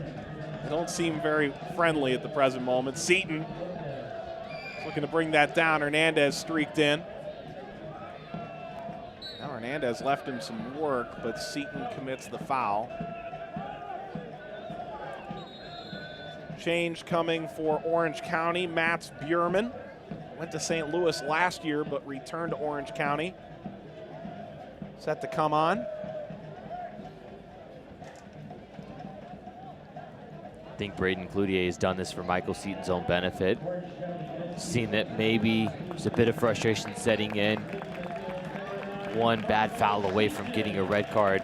So why not cap off a good evening where he created the first goal with a wonderful assist. I think he actually had the assist on the second goal as well as he played it across to Segbers as it skipped over Hashimoto's foot. Good night for Seaton. Important night for him on the back of a good performance in Tulsa. Gets a goal late on in that game. Gets a couple assists tonight. Walks away with a yellow, but nothing more and ready to go next week. Lopez had to pull the trigger. Had that fall kindly for him. Rawls, a goal kick coming. And look at it another way. Bjurman, a guy who slides a little further back. It's not a forward for forward switch. So part of this, an effort to maintain your lead here down the stretch. All right, see the game out. Do what you need to keep possession, get the game back under control. There's Bjurman springing the right side. Annie Voldsen drops off. And now Selbo, a chance! Riding in at the last moment to save the day. Hilliard Arce, who's been left alone to fend for himself at center back much of the evening. That's what the first team of LA Galaxy saw in Hilliard Arce, the awareness to get back into position, to block the challenge from Selbo, who looked like he was picking out the far post. A wonderful play. Quinn crosses, falls now, Selbo pulls to his right, he shoots it off of Hilliard Arce again. Speaking of select tattoos. There's another one, collector's item.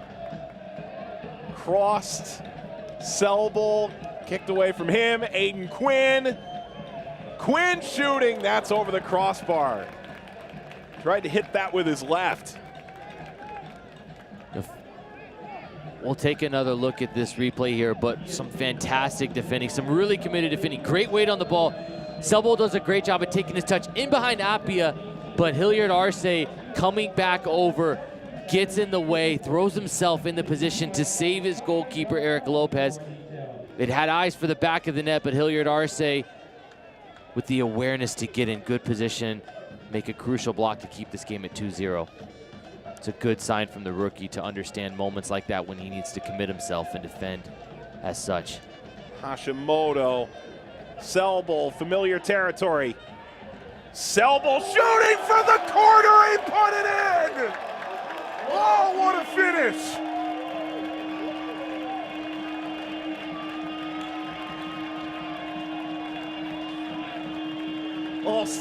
boy strikes again. Welcome to Orange County. Go ahead and make a name for yourself, kid. What a moment. In his debut for Orange County, Selbel shows the patience to square up to the defender. Much like the last one where he got in behind Appia, this time he was patient. He squares up against Hernandez and uses Hernandez as a bit of a shield to put his foot around the ball, up and over Eric Lopez. It's a fake to the right, comes back around, and a touch of class to understand the amount of pace and precision to put on the ball. It's a natural feel for the ball to understand how to get that up and down in such a tight space. But how do you mark your debut any better than that? With a world-class finish, he'll get the yellow card for the celebration, but he won't remember that. What he'll remember from this moment is scoring a goal in the top corner in the dying moments of a game to make it 3-0 on his Orange County debut.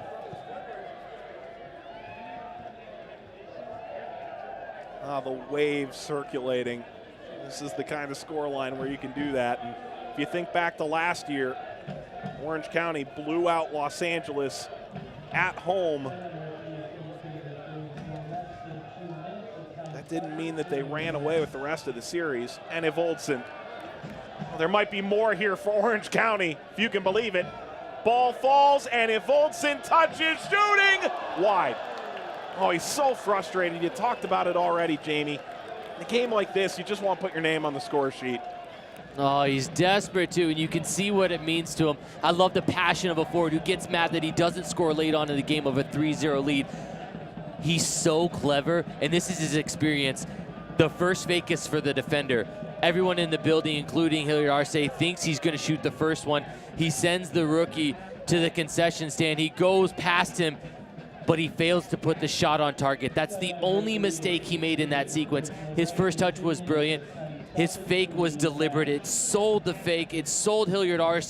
He gets by him, but he doesn't put the shot on target. That's the biggest key to all of that, and unfortunately, he doesn't do that. Selbel's down again. He's been down twice now with injury. Those two sandwiched around a phenomenal goal.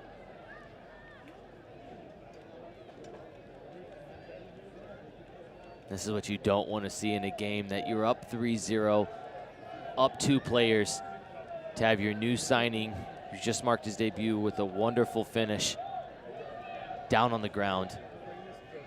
And Orange County has used all 3 of their substitutes at this point. They burned one early when Richard Chaplow got injured. And they're bringing a stretcher out now.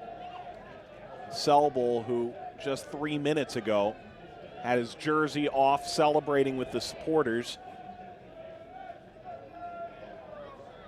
Appears to be in rather significant physical ailment. This would be the one black eye on a good performance from Orange City if they had to walk away with an injury to a player. Apart from the injury to Chaplow, as you mentioned, Mike, it's important to really get out of these games unscathed. If you're Braden Cloutier, this is the last thing you want to see. You've got a big matchup next week as you travel to San Antonio FC. And you're wondering now, are we going to be down Chaplow? Are we going to be Selbel? And it's interesting to see this. This is scary when they start checking his pulse and they have his legs up. Don't want to speculate on something like this, but he's kind of making a weirder motion as to what he may be feeling. Yeah, and we don't really want to suggest one way or another what may or may not be going on. His former captain at Swope Park is Christian Duke, who's standing there by his feet. The trainers came out immediately. This is the second time he's gone down with an injury. Duke is pointing for a water bottle to come over. And to be frank, this is extraordinarily concerning at the present moment, at minimum.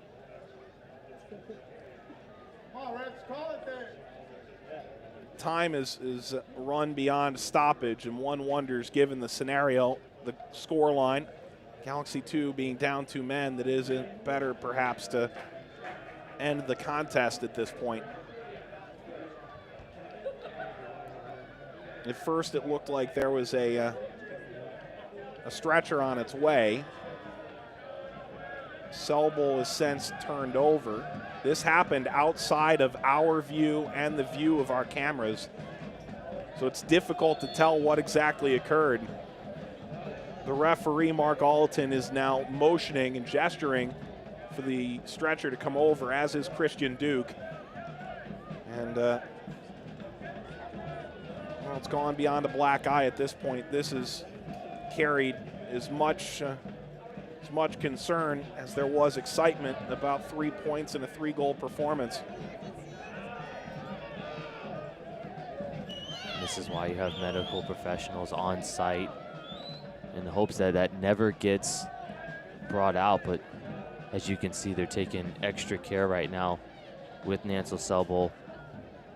As you mentioned, Mike, we don't want to speculate on anything, but there is a bit of cause for concern at the moment, and you can kind of see it on the players' faces that some of the players are currently looking at the referee and asking why the game has not ended at this point. 2 minutes of stoppage have far more than elapsed.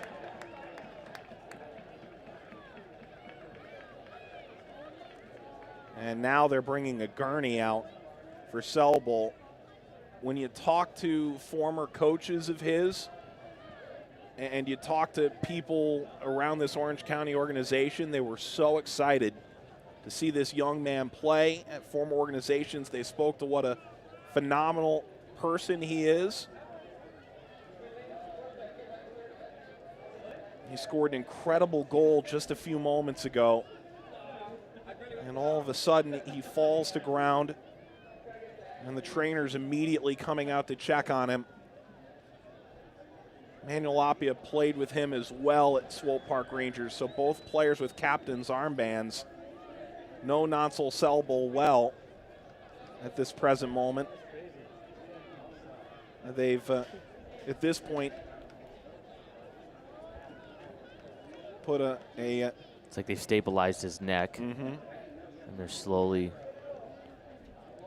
taking their time getting him on the backboard to put him on the gurney. It's, you know, our thoughts are with him, and we certainly hope for the best. And certainly wherever his family is, I'm sure this is equally, if not more so, concerning. He's a young man who came over from Nigeria in 2014, went from the U18s of the Swope Park and Sporting Kansas City team to the USL, to playing in the highest club competition on this continent, Scotiabank CONCACAF Champions League, in a 3-year stretch.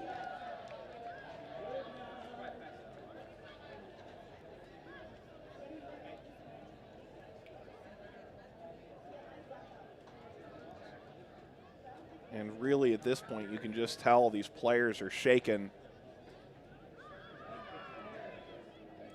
this is the point when soccer becomes secondary. You may know him, you may not know him. It doesn't matter. When you're in the soccer community, in the soccer world,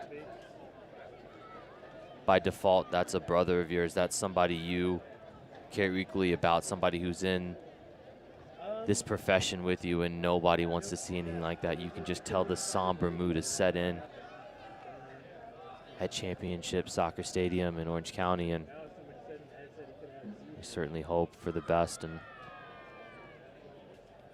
for Nancel Selbel. Surely at some point over the next day, you'll get some kind of update from the Orange County social media. He's strapped down to the board, but his eyes closed at this point. He'll head off and surely be taken to a nearby hospital for further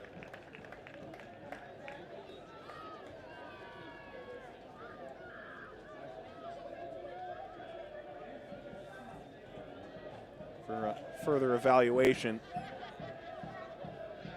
I think both teams want this game to be over at this stage. And to be entirely honest, I'd have to agree with the sentiment. And to your point, this is precisely why you have trained professionals on site in professional matches like this.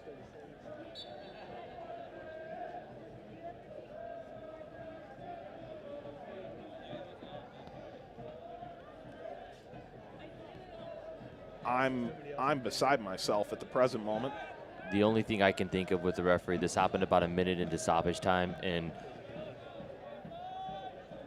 with the respect to the game, maybe he's putting the minute in, but I think at some point you've got to use your better judgment and to say, is 60 seconds of stoppage time in this game worth it? At this point, blow the final whistle and let players go check on their teammate and collect themselves. Well, top to bottom, this has been one of the oddest derby matches I've seen in some time. 2 red cards to Galaxy 2. Early injury to Orange County's captain. A somewhat terrifying injury late to an Orange County newcomer. And 3 goals in between. And that's full time. Well, Orange County does get 3 points. Their winning streak is 3 now.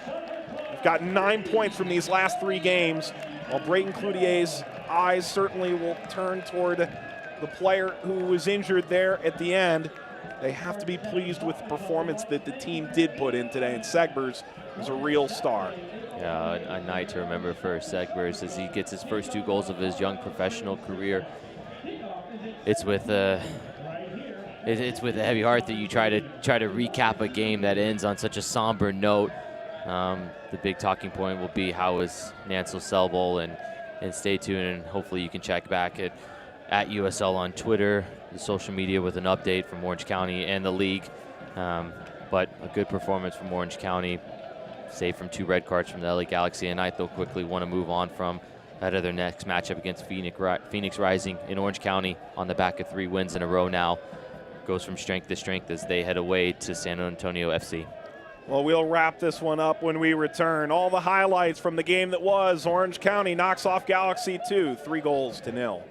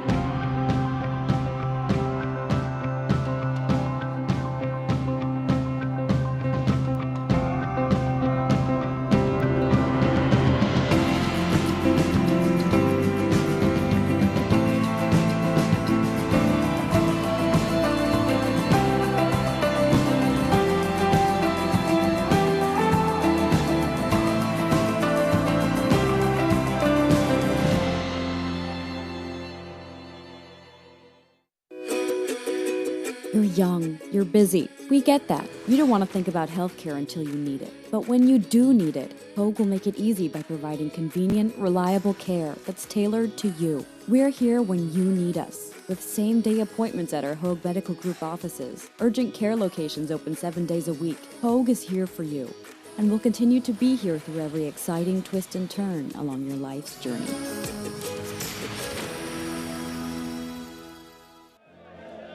Championship Soccer Stadium, in some ways a somber mood, and others, if you're Orange County fans, you've got your first win at home. We spoke this week with new head coach Brayton Cloutier. He said that they were desperate to try and get a good result on their home field. They do that. Segbers scores twice, and Nancel Selbel scores in the 88th minute. As a bit of a pall cast over the end of this game. The highlights are presented by Destination Irvine, and this ball played through. Seaton goes down. It's the first red card, and Angola sent off. Yeah, I mean, there's no doubt about it. Dogso, denial of an obvious goal-scoring opportunity, sees red for Angola. Moments later, though, Justin Dillon had a great opportunity to get in behind, and he rushes it.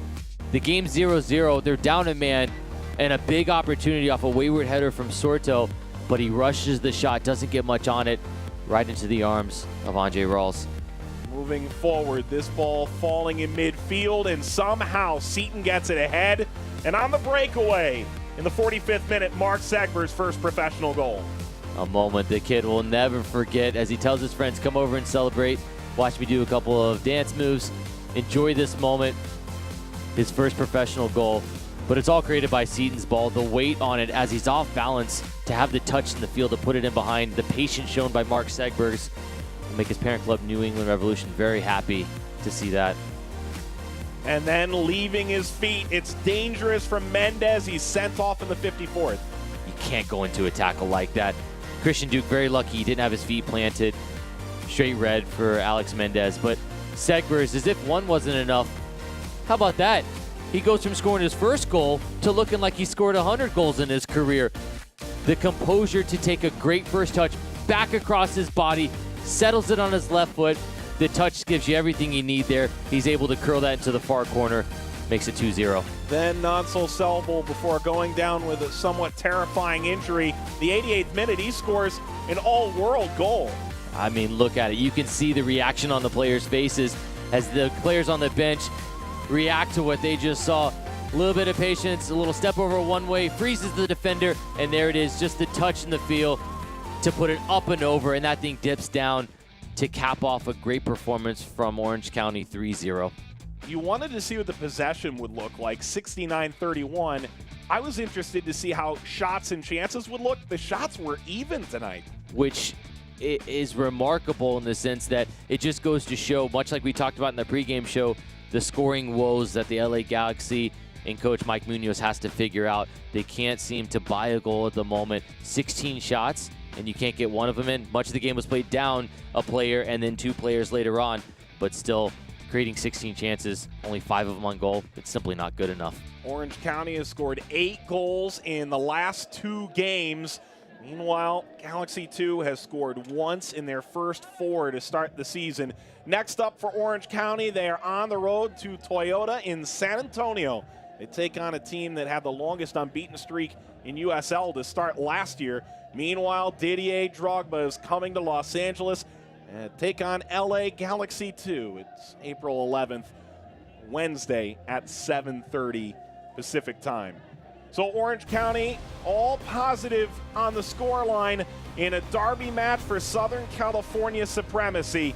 And for Braden Cloutier, it's the win he was looking for. For Jamie Watson, Andrew Quinones, Jonathan Tellicher, and Sharni Yerke, our entire team in Orange County, Mike Watts saying good night. 2 goals from Segbergs and Selbel, an all-world finish. Orange County 3, Galaxy 2-0. This copyrighted telecast of the United Soccer League may not be retransmitted, rebroadcast, or reproduced without the express written consent of the United Soccer League.